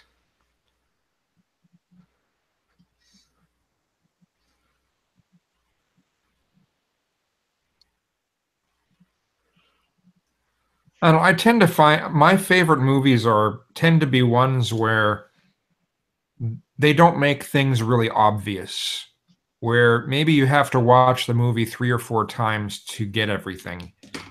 Yeah. Like I like me the superhero movies. I'm fine with those because you know we need big blockbuster movies, but it's like it's been really fucking depressing me, like the sad state of sci-fi movies. And it's slightly getting better. Like you're starting to get like smarter, more heady sci-fi again, but it's like, yeah, I much rather prefer a movie that's like, hey, we're not gonna spoon feed you shit.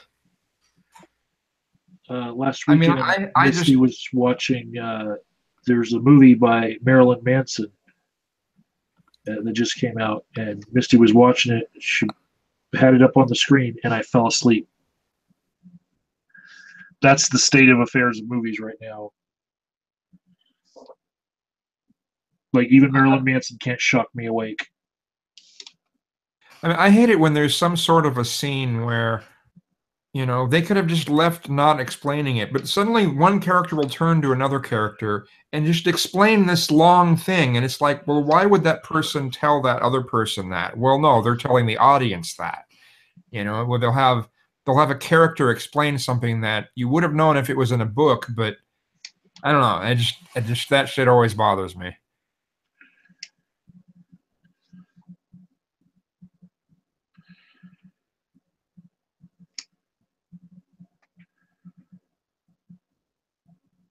recasting roles bothers me more. I think that like every Hollywood actor should be like locked into a role if they're going to make a serious movie, huge project. Like the biggest thing for me was when Jodie Foster didn't come back as Clarice Starling in the movie Hannibal. So they had Julianne Moore cast, and I'm like, okay, you went from a brown-haired person to a redhead, and I was like, her facial structure was just so different, and so I have a theory about Julianne Moore that nobody actually likes any of her fucking movies. no, I think that she's brought into movies because I remember like looking up like there was like this article. It might have been on like Cracked like years ago, but it was like the top 10 like least profitable major names in Hollywood, and she was one of them. Like basically every movie she's ever done has just been like a huge flop. Like some of her earlier stuff like did well, but like she's basically like the kiss of death on a lot of shit. Like you brought up Hannibal. Yeah. A movie, something that bothered me is Michael J. Fox's girlfriend on Back to the Future. In comparison to the other two movies, that really messed things up to me. I thought that there's another thing where they didn't even have the same color hair.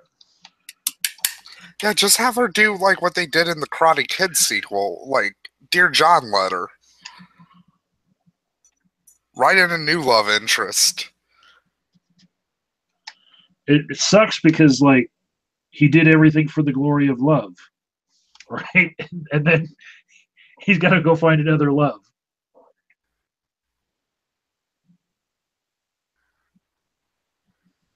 I'm looking for a new love, baby. Okay. That's a lot better song to have stuck in your head than that Karate Kid theme song. And you know what? Like, Eon, like, says, like, Hollywood seems to have a weird idea that audiences need to be spoon-fed and must be dumb, not even going near the recycling Hollywood does. Some of the recycles have been fairly decent, like I don't like. I'm pretty sure like Kazumi and AOD. Like I'm pretty sure you guys haven't checked out the new DuckTales series, but like that shit is really fucking good. Like it's legitimately better than 90% of like the adult animated cartoons on Adult Swim. Like it's legitimately a smarter, funnier show than most of that fucking crap, except for like Rick and Morty and Venture Brothers, if that ever fucking comes back.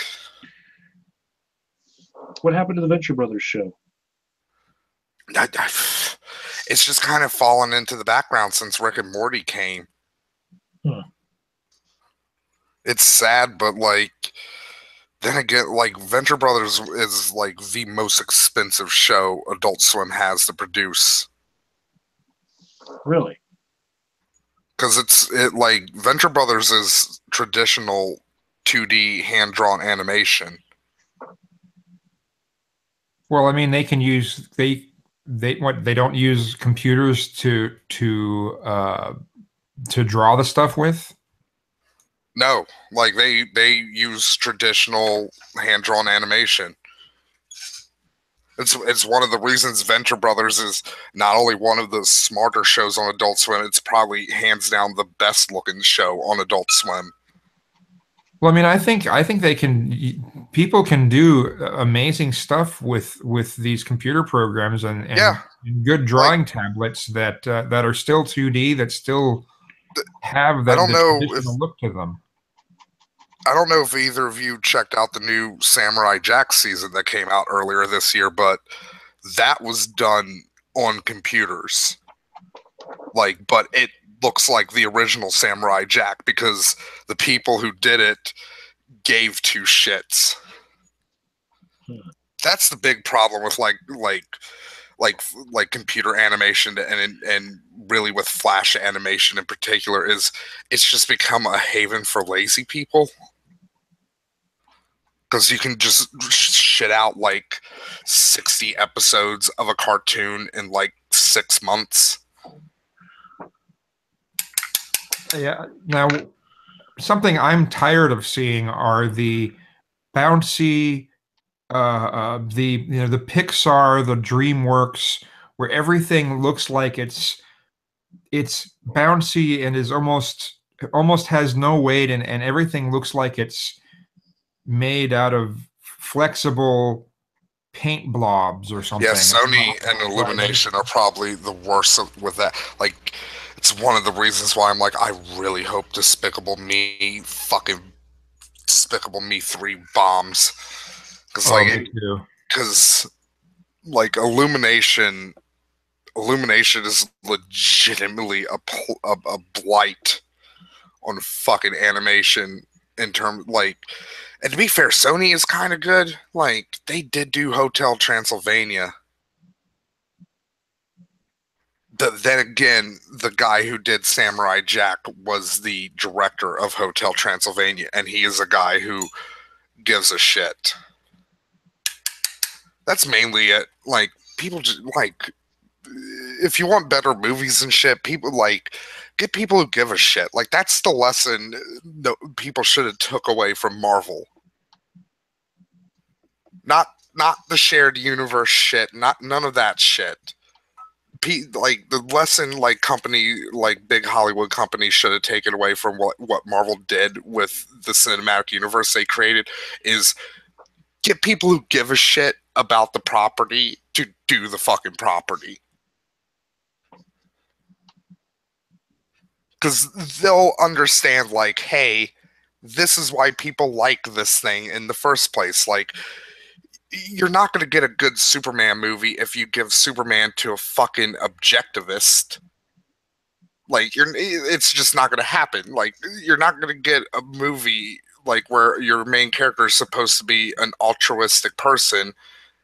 Like, it's not going to work if you give it to somebody who their very fucking philosophical outlook basically dictates that altruism is not a thing that is possible. Everybody is only a good person because they can get something from it. DC really fucked up giving fucking Zack Snyder and let Zack Snyder make his weird fucking rapey Batman movie. You know, I'm hoping there's going to be someone that takes over part of the Star Trek franchise that actually has more of Gene Roddenberry's vision instead of just turning into a damn just another action film where it's explosions and lens flare everywhere. Well, that's the problem. Why the fuck is there lens flare in space? That's the problem with the Star Trek movies since the Next Generation movies is like they became dumb action movies. Especially the J.J. Abrams one. What was I forget which was it? Which was the one with the weird fucking like space hippies who lived forever? Oh, no, wait, no, now I don't know. No, I thought I knew what you meant at first, but now I don't know what you mean. It's the one where like they live on a planet where like there's an aura or something on the planet, and it keeps them young and virile. Oh, that's the one where the one that had Malcolm McDowell. And like, no, that was Generations. It's the movie where that was the one where Data goes insane. Yeah. And Captain Picard has that moment where time slows down moment. And they've got that holographic ship where they're trying to it only take became people from this planet. It only became like an action movie towards the end. Like, it did feel like a Next Generation episode. But then like First Contact and like I personally love First Contact. Fucking Picard with the Tommy gun is legitimately awesome.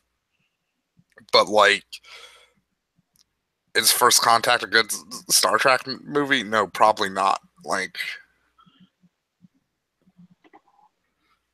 Yeah, I miss the exploration. I miss the where they have to deal with the Prime Directive. I miss where it's the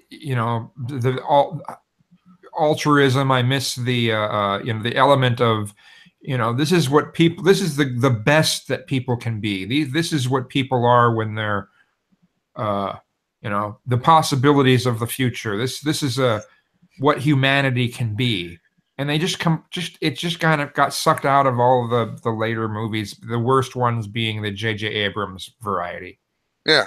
And you can bring a bit of a darker edge to Star Trek. Like Deep Space Nine did it. Well, I mean, Star Trek II: Wrath of Khan had some of that. But like at the end of the day, like Deep Space Nine never gave up like the ultimate mission where it's like this is about like everybody coming together and working together. Like, yeah, Cisco is technically, well, not technically, Cisco is a war criminal. What? As much as I hate fucking Janeway, and I will argue to my dying days that Janeway deserved to be locked up in a brig after Voyager ended, Cisco probably deserved to be fucking put on trial for what he did. For starting the war, getting the Romulans into the war. Okay, why should she have been locked up? To be fair, it's been a long time since I watched Voyager, but like from what I remember, like she did a lot of heinous shit and got a lot of people needlessly killed. I'm fairly certain she broke the Prime Directive quite a few times. Oh yeah, yeah. I mean, to be fair, who hasn't? I mean, even in the original series, they had broken that. I think of the episode where there was a planet that was completely destroyed, and they put everyone on the holodeck that was from this little village, and then they recreated a kind of the village again, and eventually moved them to a different planet. But if it wouldn't have been for, oh no, that wasn't the original. That was next gen. But yeah, that was the movie I was talking about, because that was like the villain's plot is like we're gonna throw everybody into this spaceship. But are you telling me they got the story for the movie from the episode? Red Letter Media brought up a good point with that plan, though. It's like, what happens when they start going to the bathroom and stuff? There's no pipes. It's just hard light. Like, there's going to be piss and shit sloshing around everywhere. Like,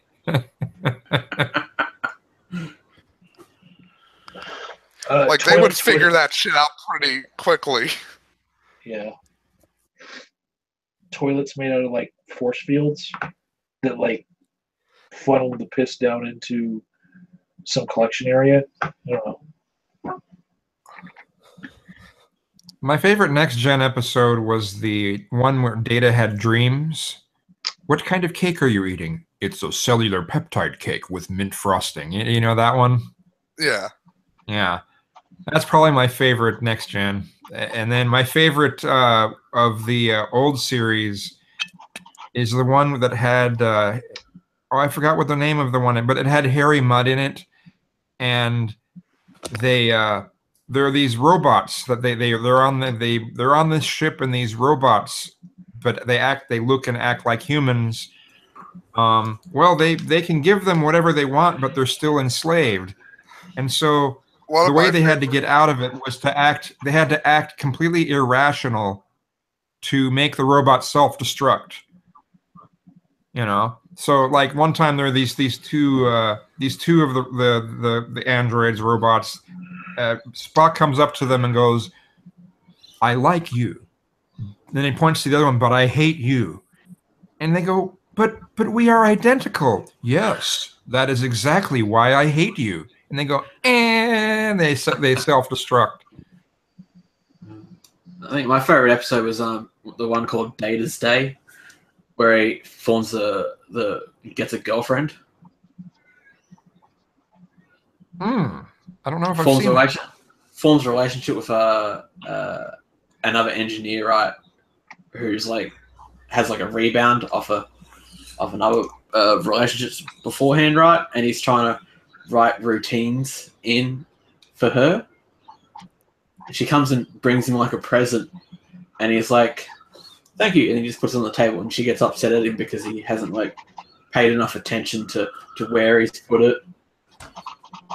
Or he walks into the room and he immediately tells the computer to lower the lighting by 10 points or something like that, because he's running his romantic subroutine.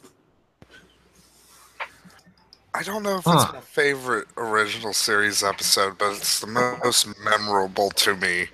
The one where Kirk's former teacher was like, I'm gonna give this primitive society like Nazi shit, because that'll work out. Oh, yeah. Because that episode just always stuck out in my mind, because even as a kid I was like, really, dude, you didn't see any problem with this. Like, yeah, I get it. You took out all the weird racist shit with fascism, but you've seen those communist type people, right? Who are like, oh, I can do the Soviet Union. Like, if I was in charge of the Soviet Union, all the gulags wouldn't have happened. It's like, well, like, you know that happened because like the Soviets, like, it's like every branch of real world communism, they can never get past like the part where it's like, hey, we should dissolve the party now, because technically we did everything Marx said that the political party should do. Like, people forget that fucking anarchism spun out from like Marxism.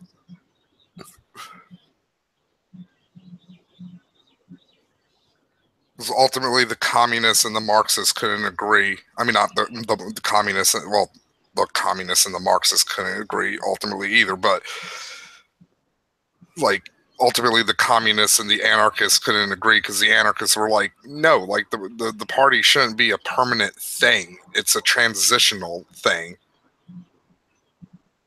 And then the communists were not like, no, that's unrealistic. Like, if there's like no strong like political entity, like, we're just gonna get overrun.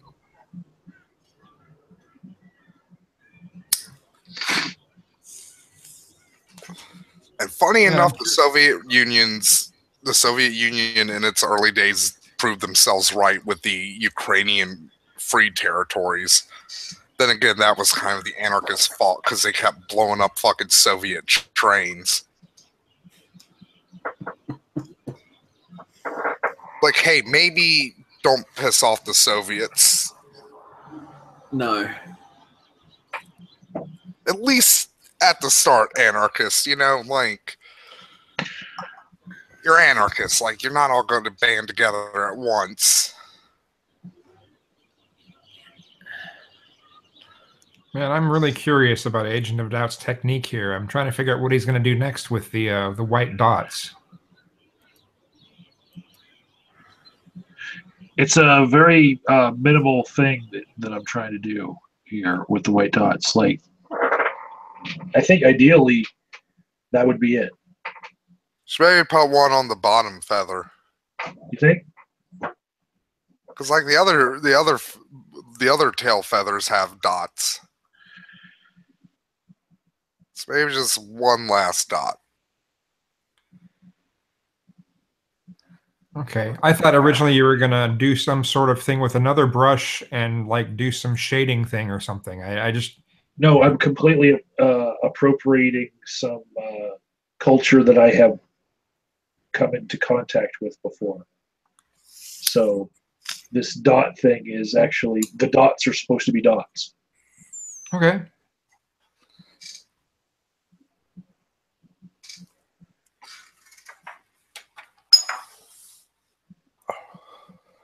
And I think I'm going to set this one aside for now. There's that one. It's pretty cool, man. I imagine somebody will snag it. You know, honestly, I think my favorite episode of the original series is another Nazi-related one. It's the one where they go back in the past. City on the Edge of Forever. Is that it? I think that's it.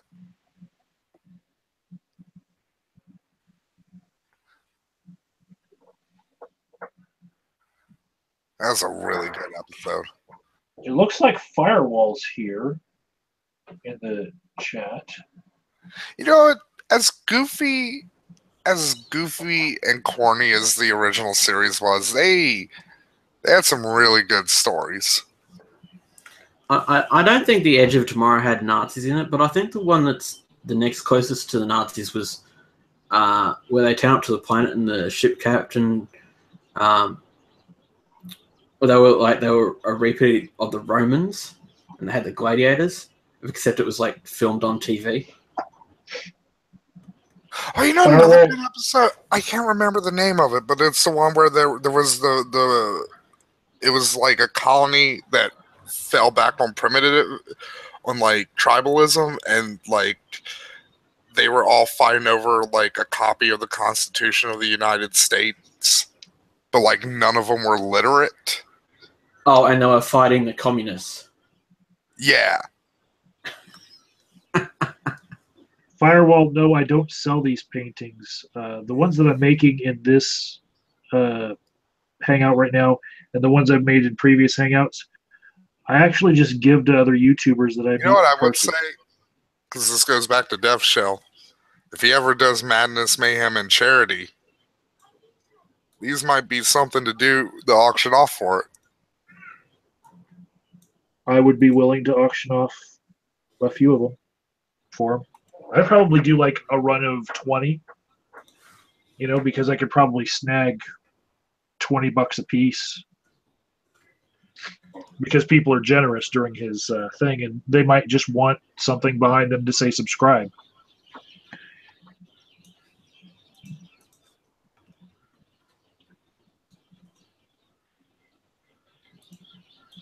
I have given him paintings before, by the way.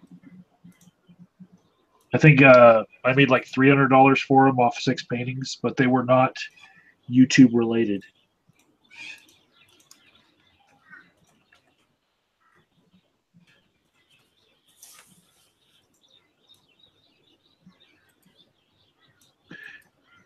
I wish Dev Show would show up in the chat so we could tell him where the fuck is Madness, Mayhem, and Charity.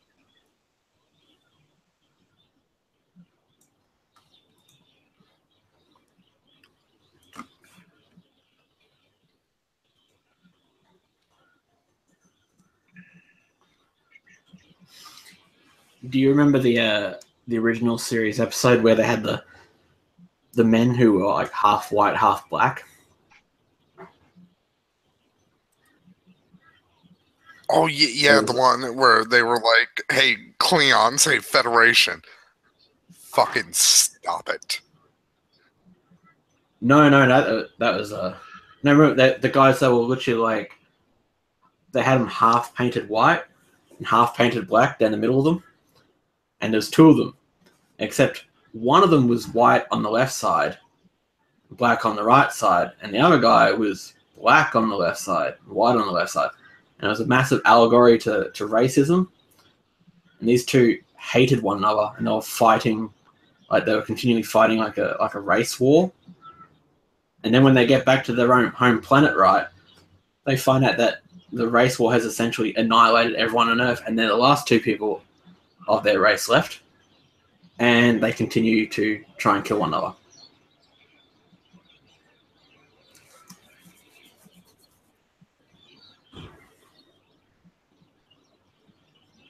No, can't remember that one.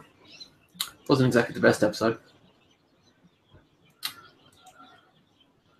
It escapes me. I'll find a picture of it.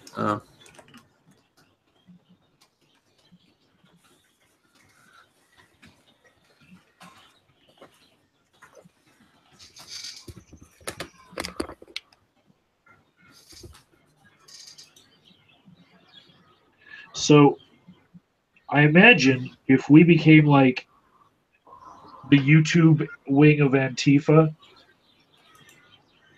we would probably have a lot of trolls in the comments section, being like, "How could you associate yourselves with Antifa?" Well, how can you associate yourselves with Nazis, assholes? Like, there you go. Okay, on my screen is the a picture from the episode. I don't even think that we would be good Antifa. Like, I think Antifa themselves would be like, "No, I fuck mean, those guys. They're not like, pure I'm enough." not like good Antifa, like, because like I said, like I'm not against communism, but I'm not like self-communist or like. If we Like I were, said earlier, it's more like Antifa is an established like activist organization. Like they know where to go and like shit like that. if we were like Antifa, like on YouTube, the regular Antifa would look at Ajar and his body of work on YouTube, and they would call him a Nazi, and they would try to chastise him and remove him from our YouTube Antifa club. They'd be like, "See, he's got an accent, Nazi. Nazi. You don't recognize that accent."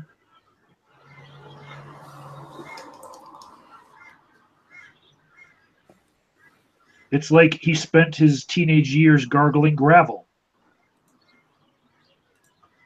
Nazi.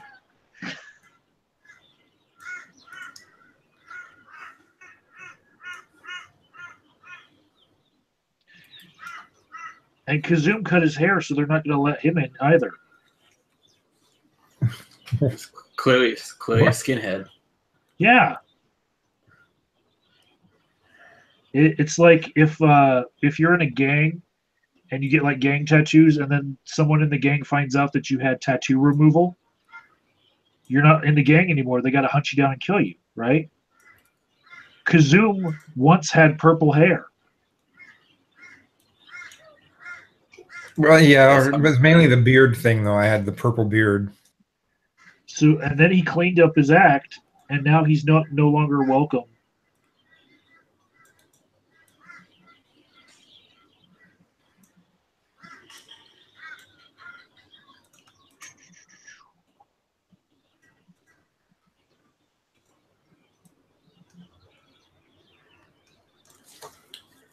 I think that YouTube could use some Antifa, though. Like some genuine people to argue against all of the anti-Antifa that are on YouTube, because basically they're taking videos of like things that happen at colleges, and these people at colleges have like no time in the world for that. Do they ever come to YouTube to argue? No. They're like, "Fuck you. You're just YouTube." Say means anything. Well, they have a big thing about identification and showing their faces, which makes it difficult for videos.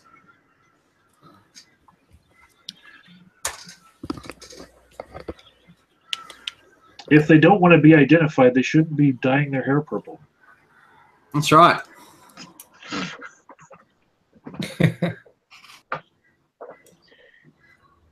It's like, describe the guy who threw the brick at you. Well, he was wearing a balaclava, but he had a nose ring that was sticking out, and he had purple hair.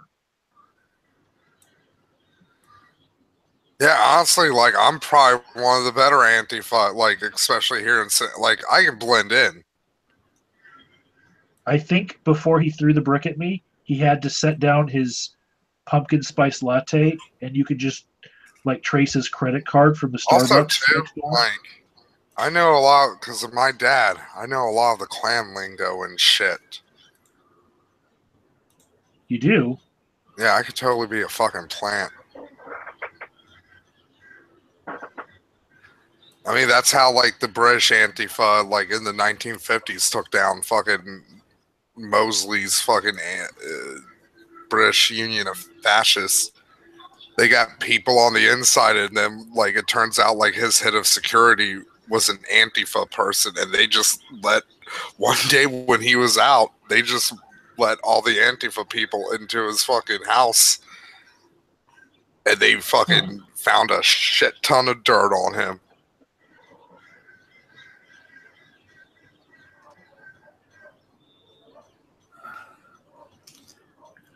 I'm not sure if it's Vice or not, but I believe there was a video they had out where some some uni student went undercover in the alt-right. Uh-huh.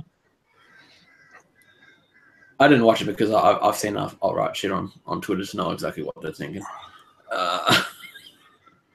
Yeah, pretty much. That's like pretty much my philosophy with the Nazis and shit. It's like, look, if I want to know what fascists believe, I'll read a fucking history book about it. Because, like, you know what? Again, like, I'm not 100% behind communism and shit, but at least, like, with communism, a lot of, like, the failures, they failed for different reasons. Fascism kind of always fails for the exact same reason.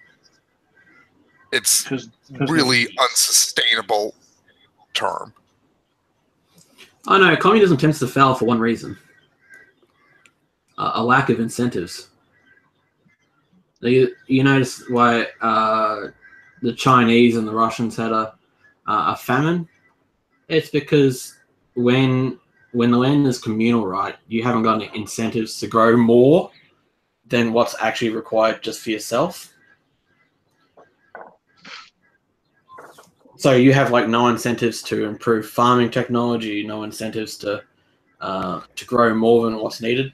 So like in a capitalist economy, someone who's a farm owner, right, has the incentives to actually make more than what's actually required for themselves. In the communist one, there is no incentive to do that.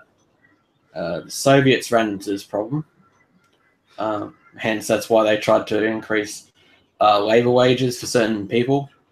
They also tried to let certain sectors govern their own incentives. For example, they said that the people who were making chandeliers, right, that they would get a bonus, right, if they produced a certain tonnage of chandeliers.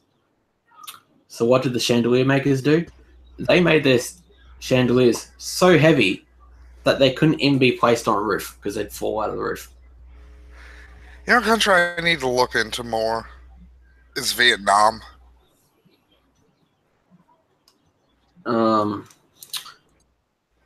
It's like I never really hear any of like post-Vietnam War. Like, there's probably were like problems. I know like the Vietnamese got into at least one war with China, to which they probably lost. Yeah, because the Viet Cong were getting a little too close to Russia. Well, to the Soviets. Yeah. Like, a lot of people forget that North Korea was basically like a Soviet Union member. Like, North People Korea also was forget that being the Soviet controlled. Union and China had like 4 wars. Yeah. It's one of the big reasons why China ultimately opened up their doors to the West, because they were like, you know what, fuck the Soviets.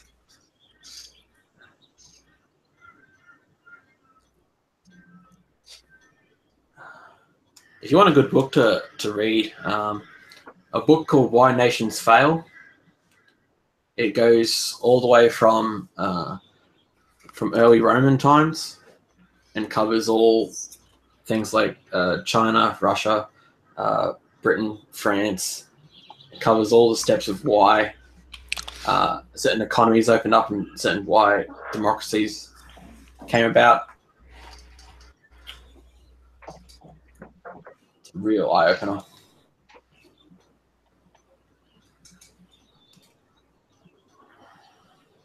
You see, it sort of explains why did the British have so much success, right? When other European countries just wasted it. You say it's an eye opener? Oh yeah. Well, Matt could use one of those after that money shot video he made. You're just gonna keep doing that until that catches on, aren't you? It's like how people still bug me to this day where it's like, hey, Matt, do you like salmon? Everybody was like, you said you were going to eat salmon. And I was like, no, I said I was going to eat pizza. You're fucking gaslighting me, you pricks. I know what you're doing. I'm high. I'm not stupid. Then again, I do have like a healthy dose of it. Like, I brought it up like last time, like on the last show. Like, whenever somebody hits on me, I'm like, what's your angle? What are you doing? What do you want?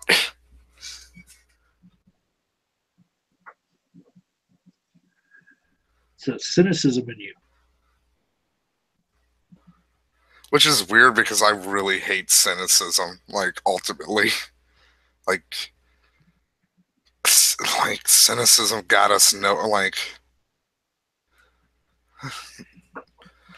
cynicism is ultimately a thing that gets you nowhere. Like, look at all the Gen X assholes who are like, caring about issues is dumb. Got TJ 1 million subscribers. And, you know, it made South Park a hit fucking series. I still remember the episode. I stopped watching South Park. It was the Voden episode. Really? Douche versus turd sandwich. Because, like, one, to me, that's not a good analogy. Okay. Like, obviously, the douche is the better choice. If you want a better analogy, it should have been like piss milkshake versus turd sandwich. Those are both equally shitty options. Like a baggie filled with vinegar water is on the same level as a sandwich made out of fucking literal shit. So maybe it was like a used douche. Maybe, but like, if they said used douche, I'd be like, but like, yeah, that episode just really, because again, like, because AOD, you know, like, you're a very politically active person, like, you know this, like voting does matter, I feel like it does. like, especially like in the local, like that's why a lot of creationists got onto school boards. Because nobody voted in that election, and all you needed was like fucking 500 people to get onto a fucking school board.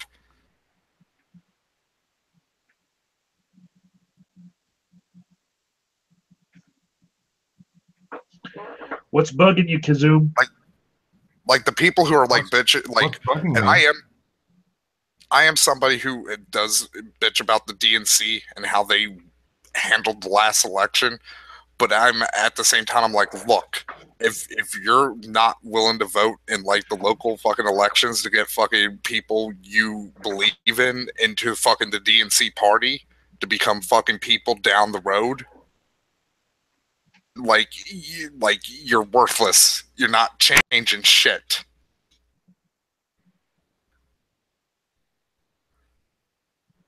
Like, you have to use the system to change the system. Or you just have to wait until the system just completely fucking collapses and a lot of people fucking die. But I'd rather fucking do the first one.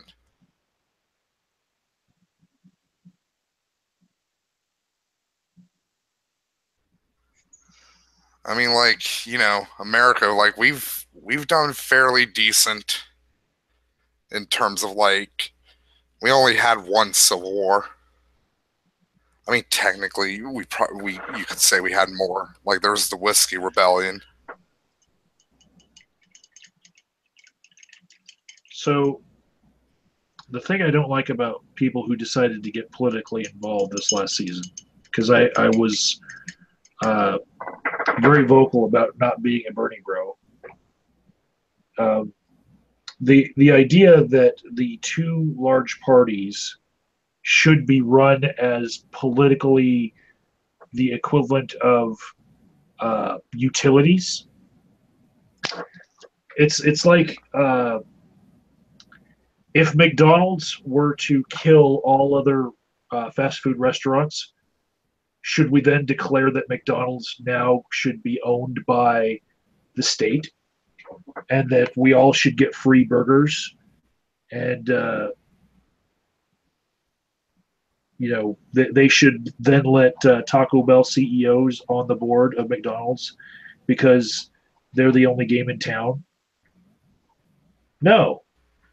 To me, it's like when these two political parties dominate, they do so because they worked their asses off to dominate, right?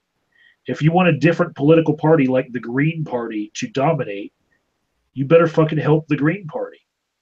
And that's where Bernie Sanders belongs, really, is the Green Party, right? If you want libertarians like Ron Paul to fucking succeed, go help the Libertarian Party. Don't try to take over the Republican Party. It's like they couldn't dominate on their own, so they decide to try to co-opt something that is dominating. That's one thing that pisses me off, where I'm like the third party's like, stop going after like the bases of the other two parties. Like only like 40% of the country fucking votes. Yeah. Percent of the country that's registered to vote. Like, if you get 5% of that 60%, you can fucking swing shit. You can get governorships with like just 5% of like people who aren't voted. Well, the idea that Bernie Sanders was screwed, to me, is completely alien to the way that I understand political parties from within. Yeah, like having been a delegate myself, it's like, no, he insulted the Democratic Party for 30 fucking years and would not join them and kept that I next to his name.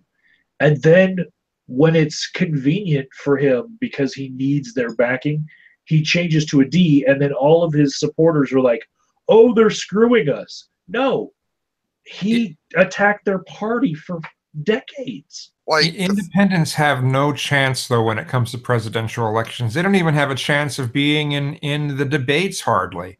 They have no chance. Ross Perot. Ralph Nader. That's the only... Ross Perot is the only example that I can recall ever. Okay.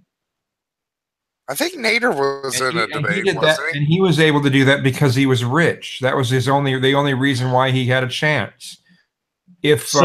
So for 30 years, he had a chance to become part of this party and actually work towards to the Republican debates when he went off and did his like weird third party that nobody voted for. Well, technically, people did vote for it because it hurt HW. See, he could have worked for 30 years in order to be part of a movement that had a chance at winning. But instead, he decided, you know what, I'll just take over somebody else's platform. Or at the very least, like, just been smarter about it and, like, explain to his base, it's like, look, this is how you use the systems that the DNC again, like, it's like any change in the DNC is going to be long term because, again, nobody wants to fucking hear it, but like, you got to vote fucking in the local elections because those people are ultimately the people who become super delegates if they manage to stay in fucking power for like fucking years. What I wish would happen is real campaign finance reform. I wish something like that would happen. Then that would give some of the others a chance. That would give people who are independent or are on alternate platforms that would give them a chance. But the way it is right now, you know, it's he who has, or she who has the most money wins. The thing about this campaign finance reform is that the last time we had some, it was very quickly gotten around with PACs and super PACs, right? Whatever restrictions you place on things with a nod, wink, wink, money will get around. Well, here's You the can't thing. stop someone from making their own Decided. commercials saying, if you're against abortion, there's one candidate that's for it, one candidate against, vote Republican. Like the political parties themselves are inherently anti-democratic. Like, again, there's a reason why the founding fathers didn't want political parties, because they saw the mess that it made in English Parliament. Also, there's a reason why the founding fathers didn't want corporations, because they saw like the damage that being in debt into a private corporation could happen. Like, look at England after the 100 Years' War, and they were in debt to like all the shipping companies. That's why I think something that could... Oh, sorry. I was just going to say, that's why England ended up like poisoning most of the Far East with fucking opium, because they had no other choice. To me, what would help the greatest would be if media companies, I mean, you know, the mainstream media, any television, news media, was required to cover every candidate equally, and was not allowed to give one candidate more airtime than another. Something like that, I think, could really work well, and it could be part of a campaign finance reforming plan, but it does it a little bit differently. But I mean, I think if the media companies were forced to cover everyone equally, that would give independents a lot more of a chance, because media is the primary way that people end up getting information about candidates. Also, too, what happens when it's not the DNC media companies like that? What happens when people stop getting their news from those sources? Are you going to put like caps on people's heads that beams in an equal amount of information to be taken in? You know, are we going to go full Harrison Bergeron on this? Also, like, one thing I forgot to mention with the DNC and GOP, like, that people constantly forget about them. They are private organizations. Like, technically, they can make whatever fucking rules they like. That's why it's like, look, am I pissed that Bernie didn't get like the nom? Yeah, I am on some level, but like, no, the DNC technically fucking didn't screw him, because like that's their fucking rules.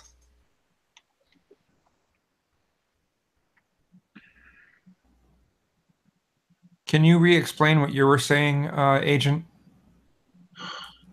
Harrison Bergeron is a story about the handicapper general who, if someone's stronger than everyone else, he goes and puts weights on them. If someone's smarter than everyone else, he puts headphones on them so that every time they think too much, a loud noise comes into their head. How are you going to make sure that everyone consumes the same amount of information about one candidate that they do another, when everyone flocks towards just information that sides with their own point of view?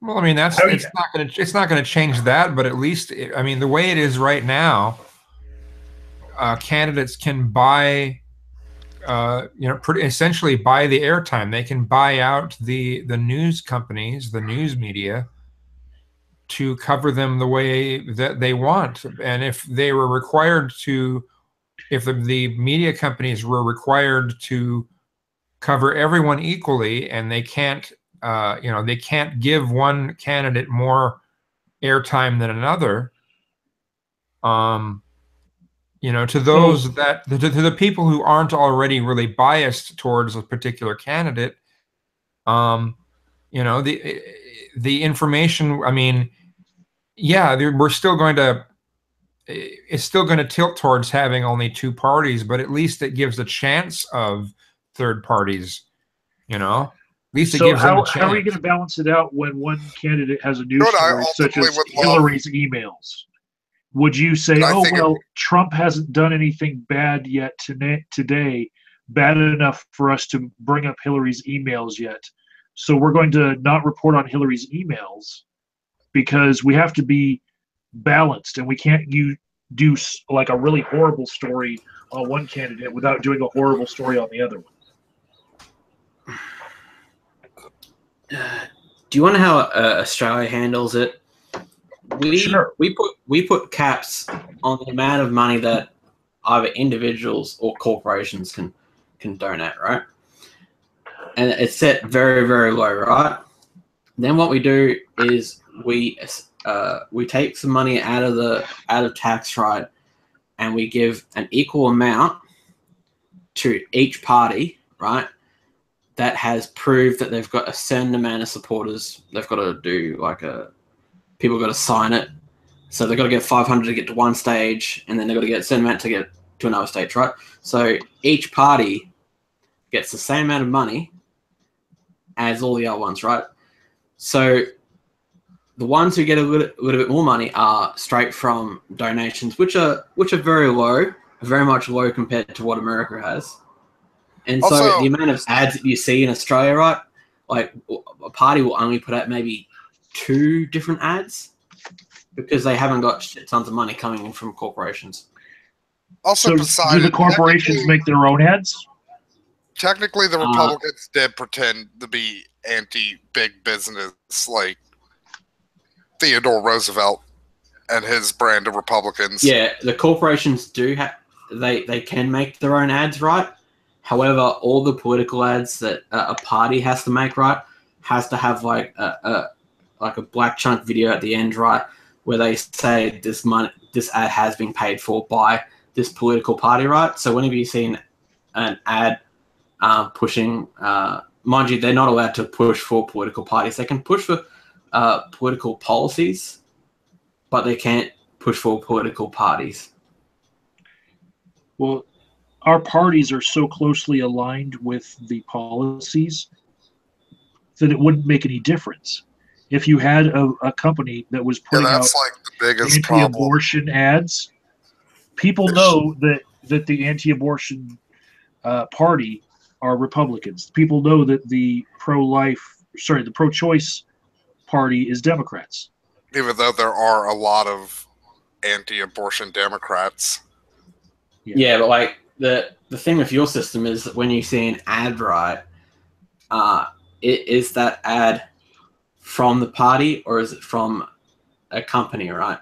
Now, if they're allowed to put so much money into the parties, then how can you tell the difference between what the business interests are and what the political party is trying to say to you? Well, the thing is, they can make a completely different organization called People for Change in Our Environment. And then the ad at the end will say, paid for by People for Change in Our Environment. And these PACs and super PACs have popped up to collect money just to make ads to run against candidates. And they can be about policy and still really hurt a candidate. They can really that seems like a loophole. So Hillary was going to do one step further. It was called the Hillary Victory Fund. And that's how she got all the super delegates to vote her way. She said that after she would then turn the Hillary Victory Fund around and donate to all of the political parties of the states, because candidates can only get a certain amount of money from each person, right? Well, she lined up basically 100 millionaires, each one allowed to give $10,000, but they're allowed to give it to each different state's political party for the Democrats. So the Vermont Democratic Party, they can put $10,000 in that coffer. You know, they can put $10,000 in Maine.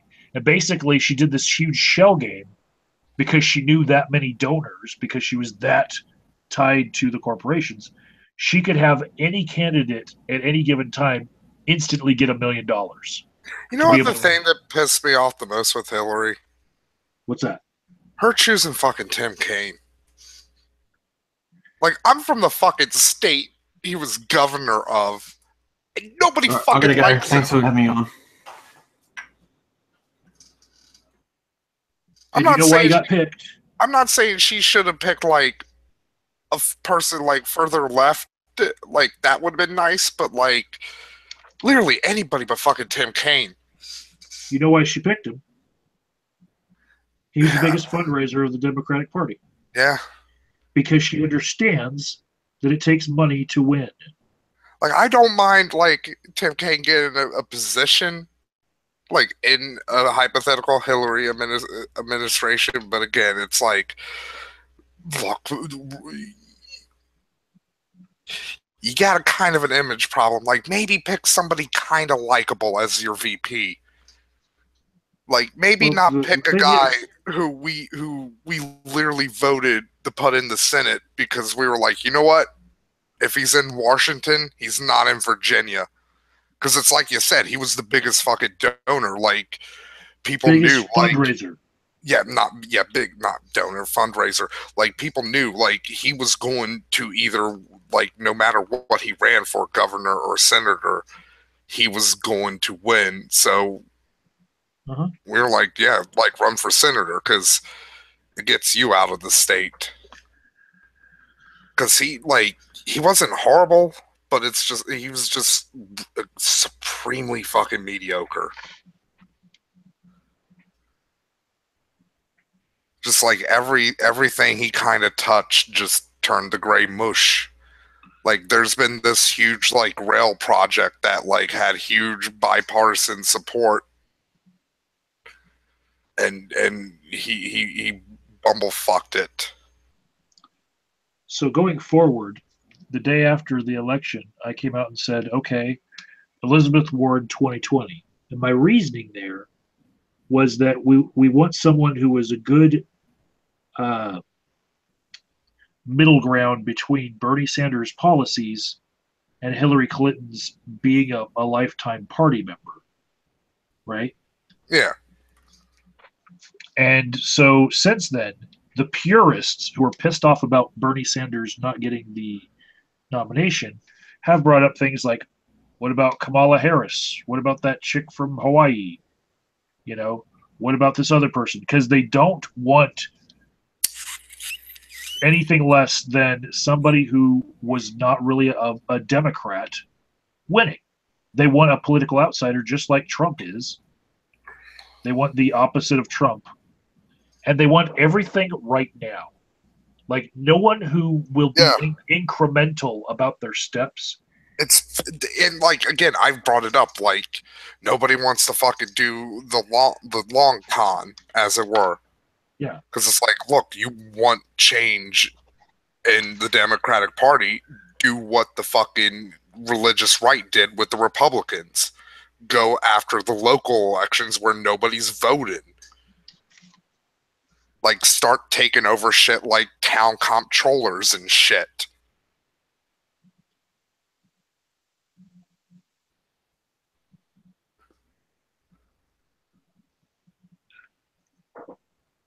But no, that's going to take time, and it's not a 100% guaranteed because, you know, you have to work to get your candidate fucking elected. Yeah, Kazoom's mic is turned off for some reason, but I feel like he's probably got something to say. I don't really know what to say. I'm actually really fading out really bad because it's 4:40 here. Yeah, I had JJ Talks was in the chat when we first started this, and she was like, "Why do you always do these things so late?" You know, because you're in a weird time zone. No, it's because I've been doing a lot of night shift work, and oh yeah, that too. Because yeah, technically you are doing it at like 12 o'clock your time. Yeah, which is kind of weird. But in doing a lot of night shift work, it's like I've become very appreciative of when I get some time to be with people in real life So I defend, like, even though I was awake since like 5 p.m. my time, I used that time that I could be in front of people in real life to be in front of people in real life. And then the time that I'm still awake and I can't go to sleep, I get on YouTube. That's why. It's about boundaries, not letting the YouTube thing take over my whole life, you know? Because That's fair. I could get lost in YouTube for years. I've done it. I've been that guy who was there all the time.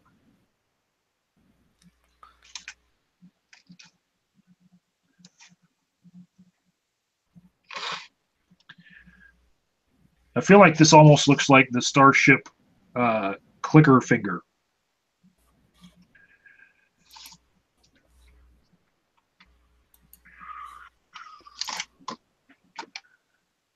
And we're going to start this off. It does have kind of an asteroid vibe to it. You think?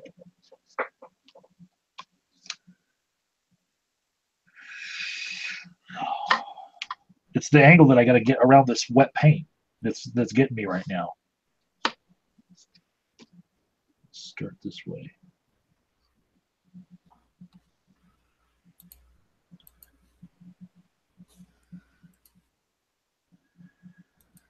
Well, anyway, sorry to cut out, but I'm gonna get going. I'm gonna have a little bit of food and then head for bed.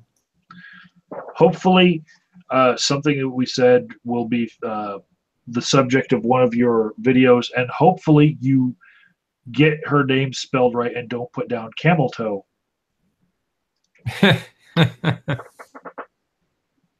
that would be a tragedy. Well, she'll probably get. I'm sure you're not the only one who's done that to her name. So, If you do it, it'll be your fault, but everyone else does it. You've got a bigger platform. We'll blame it on you.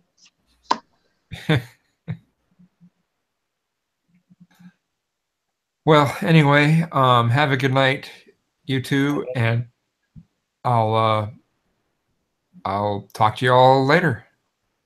See you later, Kazumi. Laters. Later.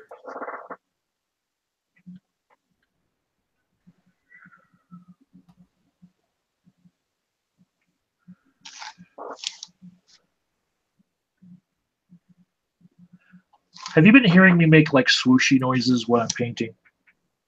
Sometimes. Because you can hear better than you can see after that porno that you shot.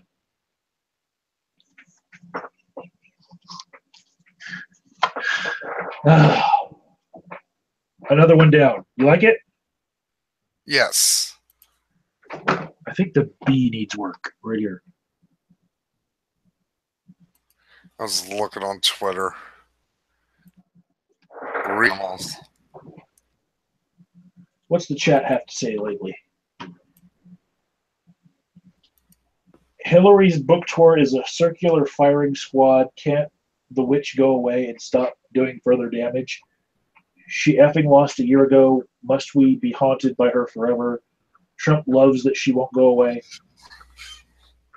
I really hope that she doesn't declare her candidacy again.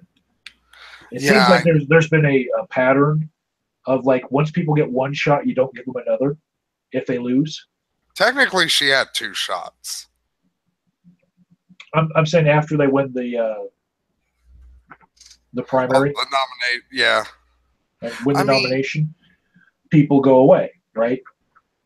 There are a lot of other people who have run like multiple times, but once they win the nomination, they stop if they lose. Like Al Gore. Al Gore probably would be a bigger name right now than her, but Al Gore's not running.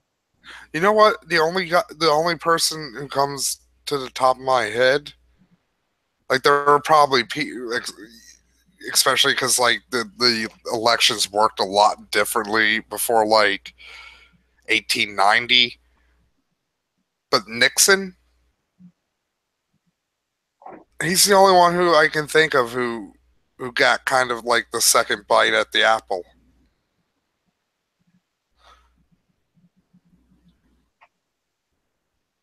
I actually wouldn't be like upset if Bernie were to win the nomination, with a second try. It would be better for me than what I've been seeing. But it's like, yeah, Bernie wouldn't be, the age thing. just massive. He's not getting younger. Yeah.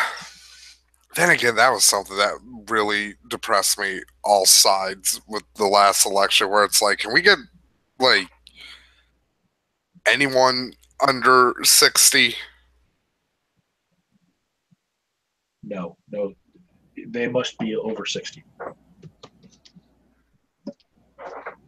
Like, I mean, I get Obama was a fluke, Yeah. but like, come on, a 50-year-old? Like, I'd be fine with a 50-year-old. Because isn't Donald Trump older than both Bernie Sanders and Hillary Clinton? Donald Trump's in his 70s. Because I'm pretty sure Donald Trump either turned 74 or 75 this year. Mm-hmm. And I wish we didn't really have this Goldwater rule about psychotherapists not supposedly being able to diagnose without meeting a person in person, and also they have to have permission from that person to share the diagnosis. Yeah, because there's a lot of things we could. My theory with Trump is syphilis. Syphilitic brain. That's a good one. I'm just like he's got a lot of the senility. patterns of someone who has. Yeah, like, to be fair, like, it might just be general, like, old age senility. Yeah. He acts like a baby. But, like, knowing Trump and knowing who he is, it's like, you know what? I can see him having syphilis and just being like, I don't need to treat it. I'm Donald Trump. That's better than Kim Jong-un. Then again, like, I'll wash my dirty penis in the cunts of virgins. It's like did you ever see like the thing where people were writing about like what Donald Trump eats every night at the White House? What does he eat? He basically eats nothing but meatloaf. Really? Yeah, like almost every night he has like meatloaf, and then like most afternoons he has like a leftover meatloaf sandwich. And then like once a week he has either McDonald's or a KFC bucket.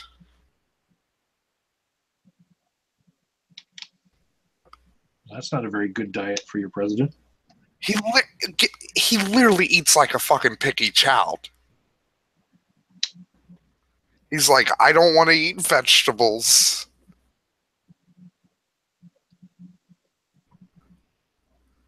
Not that I'm complaining that he's eating that way, because it's the path to a heart attack.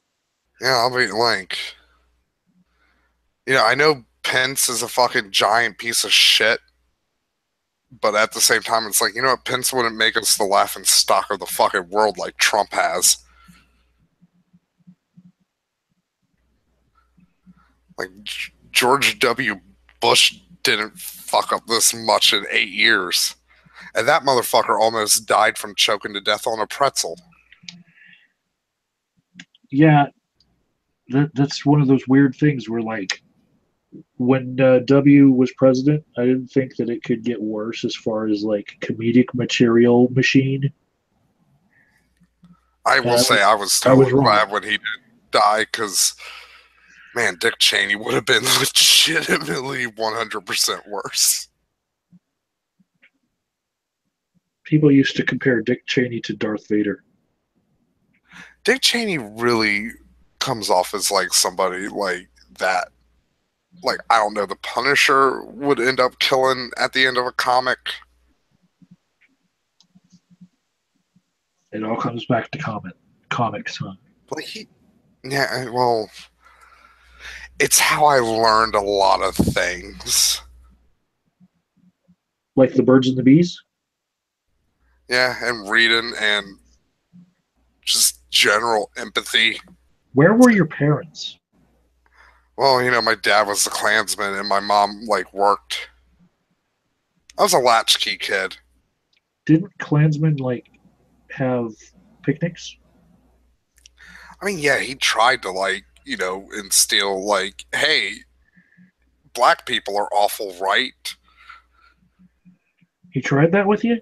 Yeah, like, How well did it go over?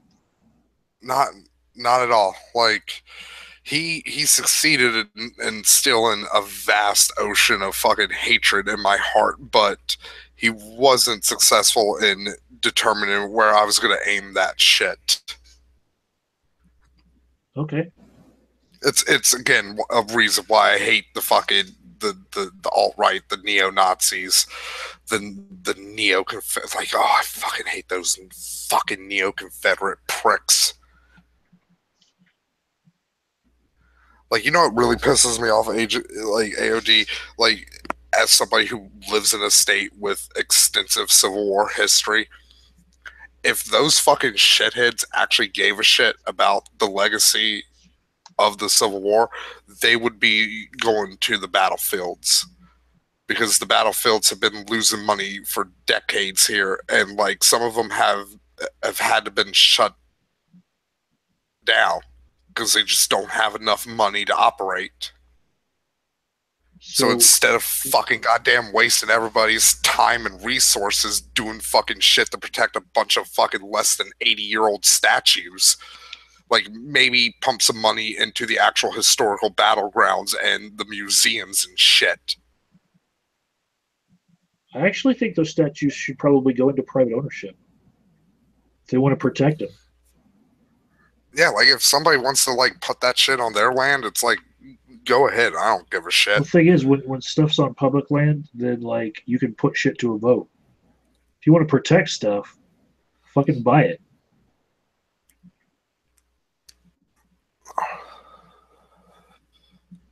That way, if somebody tears it off your lawn, or put it on the battlefields. Like, oh well, it's everybody's. No, it's an actual fucking arrest that person. Because you know what statue nobody's called to be taken down? The statue of Robert E. Lee at Gettysburg battlefield. Because that's on the fucking battlefield. It's where a statue to a Confederate person probably should be. You know what's actually funny? AOD? My hometown growing up, Orange, Virginia, they were smart about their Civil War monument. Uh-huh. Basically, their Civil War monument is just super generic. It's for all the soldiers who died in the Civil War, and the kicker is the fucking statue on top of it has elements of both Union and Confederate soldiers in it.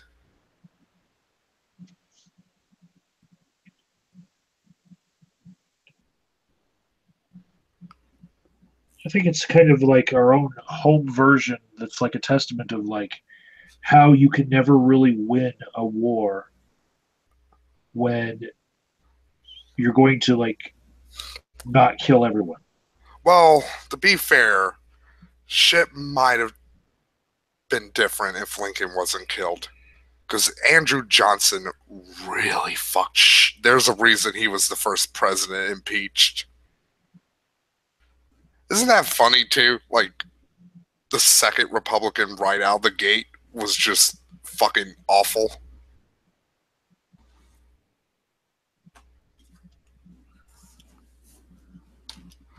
I mean, Lincoln did some shady shit, but, like, you know, going back to fucking nerd shit, it's like Battlestar Galactica. It's like, yeah, Cisco is a war criminal, but Cisco kind of had to do that shit. That was Deep Space Nine, not Battlestar Galactica. Yeah.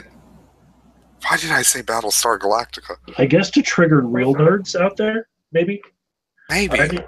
Are any of the people in the chat triggered by him getting Battlestar Galactica, Deep Space Nine confused? You know, I never got into the new series of Battlestar Galactica.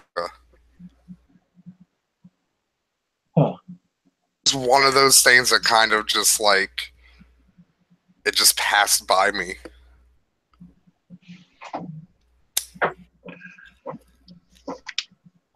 Do you have the chat up? Yeah.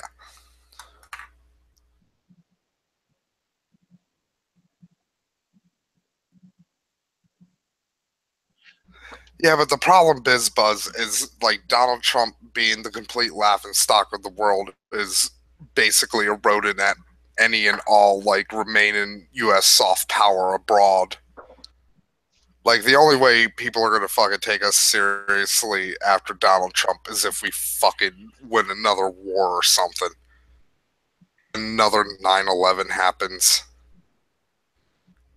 Maybe get the world's sympathy again, and maybe not fuck it up like how Bush did. That's honestly, in my opinion, the worst fucking thing W ever did. What? Like, he had such a great opportunity to like really kind of like turn a new page in like America's relation with the world, and then it's like, nope, I'm just gonna be a fucking asshole and try to settle scores that my fucking dad and his buddies fucking didn't have the chance to do. There's something that I noticed about the World Trade Center being attacked. The previous time that it was attacked before 9/11 was during Bush Sr.'s tenure. Then Bill Clinton goes in there, 8 years of nothing. And then as soon as we get another Republican, W, they pull 9/11. Well, it's like well documented that like they were really fucking lax on the threat that Al Qaeda posed. Well, I think that they actually people forget were about attacking. Clinton trying to kill Osama bin Laden. Like, people forget about like the medicine factory we fucking carpet bombed because we thought Osama bin Laden was there. I have forgotten. I just think that they seem to attack us more when we've got a Republican president, and wouldn't you know it, we've got another one of those. Yeah, probably because like it's like probably because they know like the Republicans are gonna be like really big fucking idiot assholes. Yeah. Because I mean, like, look at Donald Trump. He's like the best fucking recruitment tool for fucking ISIS ever.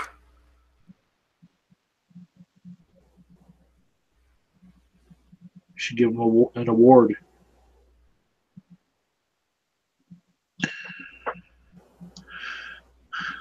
All right. But yeah, we're really boned as a fucking country. Like BizBuzz, since you're European, you'll probably get a chuckle out of this. Like America was always going to diminish as a world power. Like it was inevitable. But like there was a chance that we could be like Germany or France or like the UK. Where like, yeah, they're not like the big country, like they're not like the biggest players on the global stage anymore, but they do have a huge amount of importance still. Like, we're fucked now. Like, we're gonna be fucking Italy or fucking, God forbid, fucking goddamn Greece. I could totally see us going the Greece route.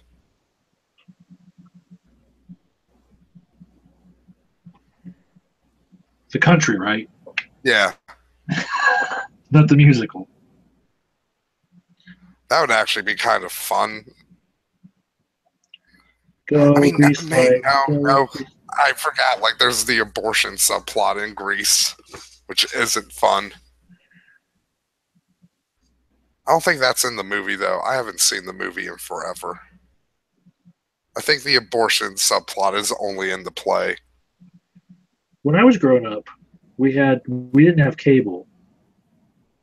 Grease 2 seemed like it was syndicated, so like it was being shown like every other weekend on TV.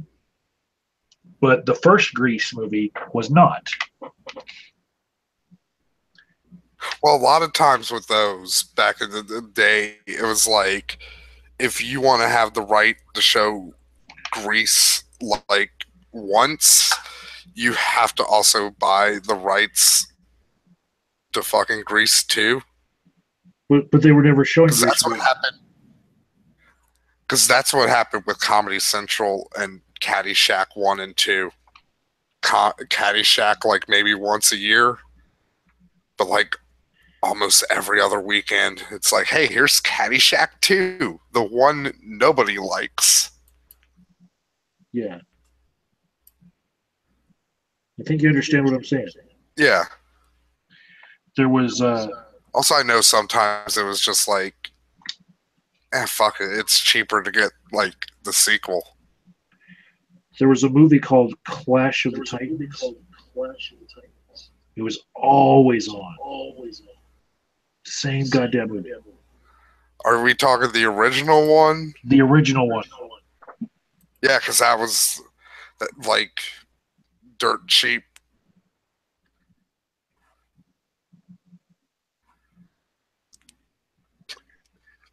And it's like Clash of the Titans is like a good movie where you can just like, you can really slot it in anywhere. Like you could put it in after school, or you could have it be like a late night matinee kind of thing. You have it be in prime time.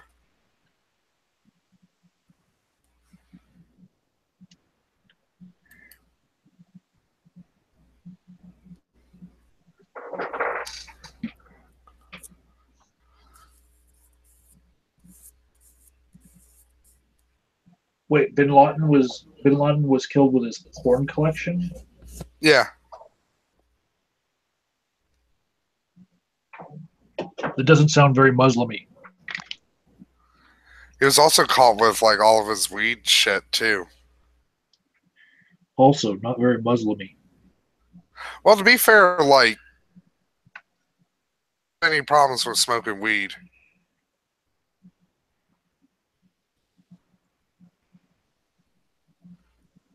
They sure don't end up in my detox for alcohol.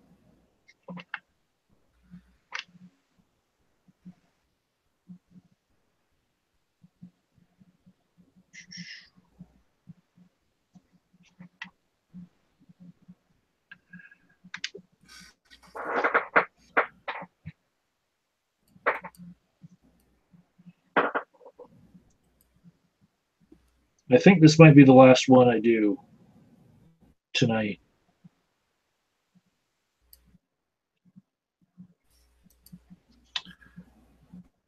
You can only give away so many paintings. You can only give away so many paintings. And then people are like, no, I don't want another one of your paintings in my house. You know? Off Poseidon. We're doing pro DNC propaganda. I am like not really pro DNC because I'm like, look, you've been losing for 7 fucking years. Change something.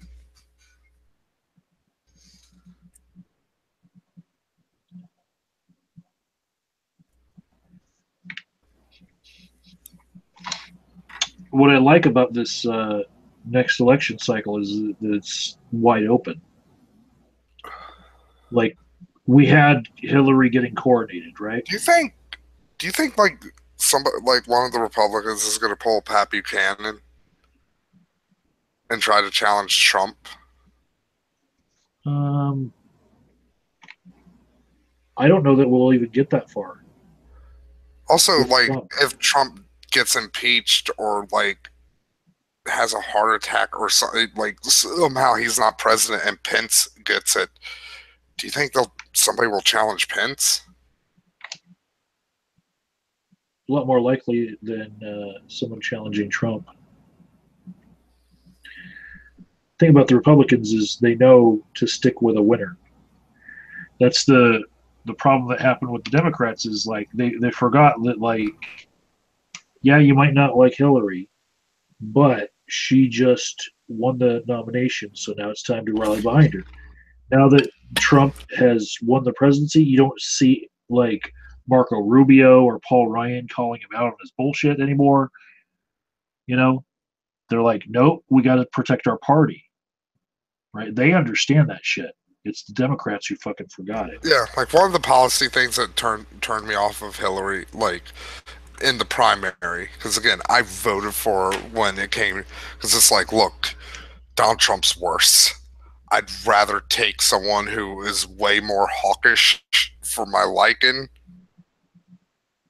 Yeah. Over fucking someone who is just 100% completely unfit and incompetent to do this fucking job. And I will say this, like, because you know Cobra Jones, right? Yeah. He is huge libertarian. And he is vehemently hates fucking Hillary. Yeah. And like he constantly talked about, like, right before Trump got into office, is like, well, Trump's probably not going to do like shit in Libya and Syria and like all that shit. And like now, like every time, like, because I play D&D with CJ still, like every week I just bring it up, like North Korea now to him. It's like, yeah, I don't think Hillary would have done this shit with North Korea. Would have basically provoked fucking North Korea using Twitter.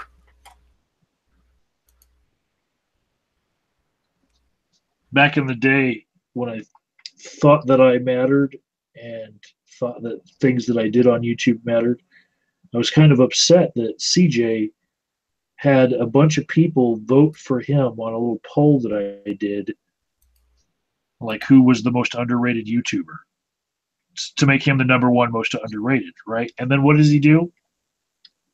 Fucking YouTube asides. To be fair, he is back. I mean, he doesn't make videos as much anymore because, like, he's working and he's going to school and stuff. But he does stuff on You Had Me at Hayek. Yeah. Why did he pick such a odd name to come back with? Mainly because he was like, I'm just not going to hide the fact that I'm a libertarian.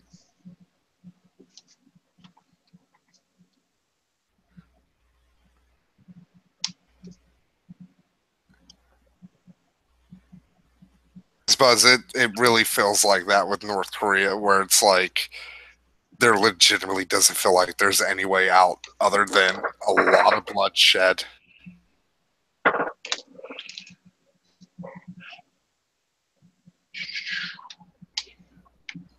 I felt like Cobra Jones was a much cooler name.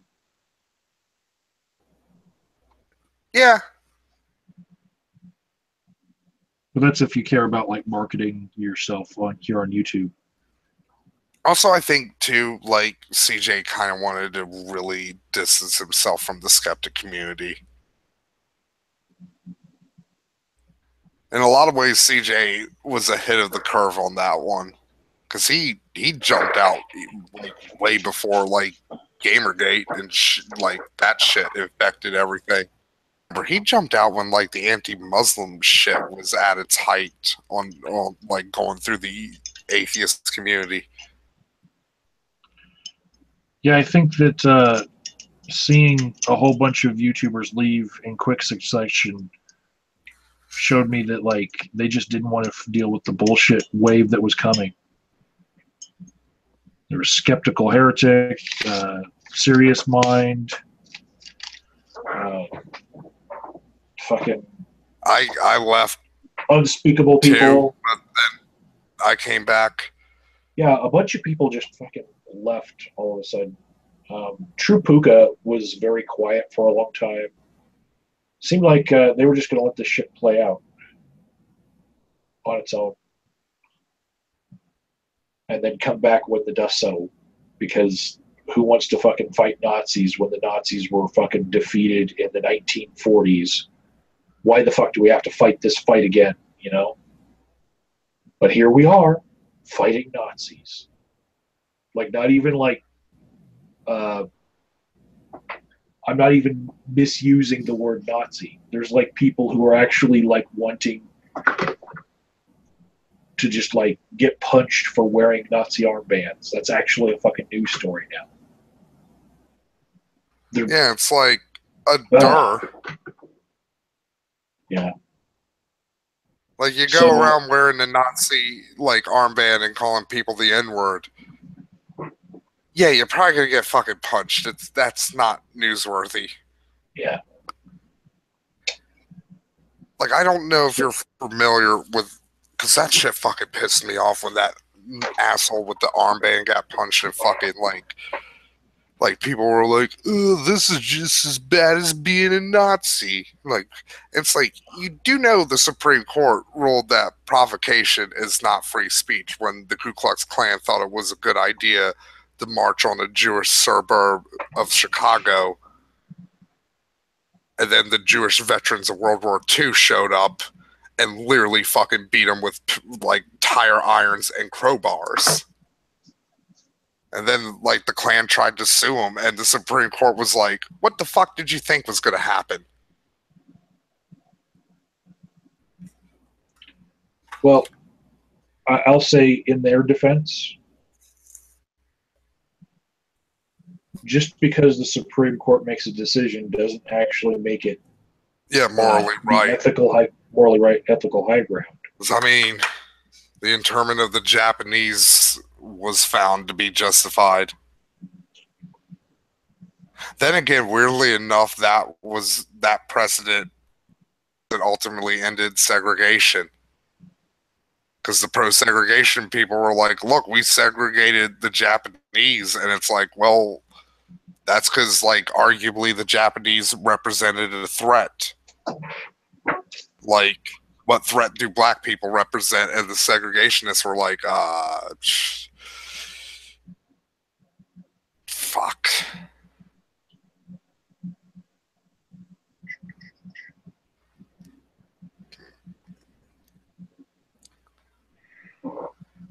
Sometimes it's the little touches that make all the difference to people.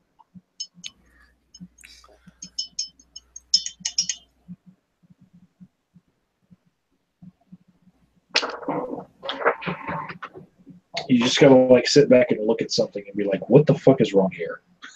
Something's bugging me. You know? Yeah, I like it. I think somebody will treasure it. Maybe put it up on their wall. All right, man. I think this is the end of the hangout. All right. Yeah, I probably should be going to bed. It's like 5 here. Be back next week. Same bat time, same bat channel. Bring some fucking art next time, too. I'll figure out something. All right. Like a poem. Laters.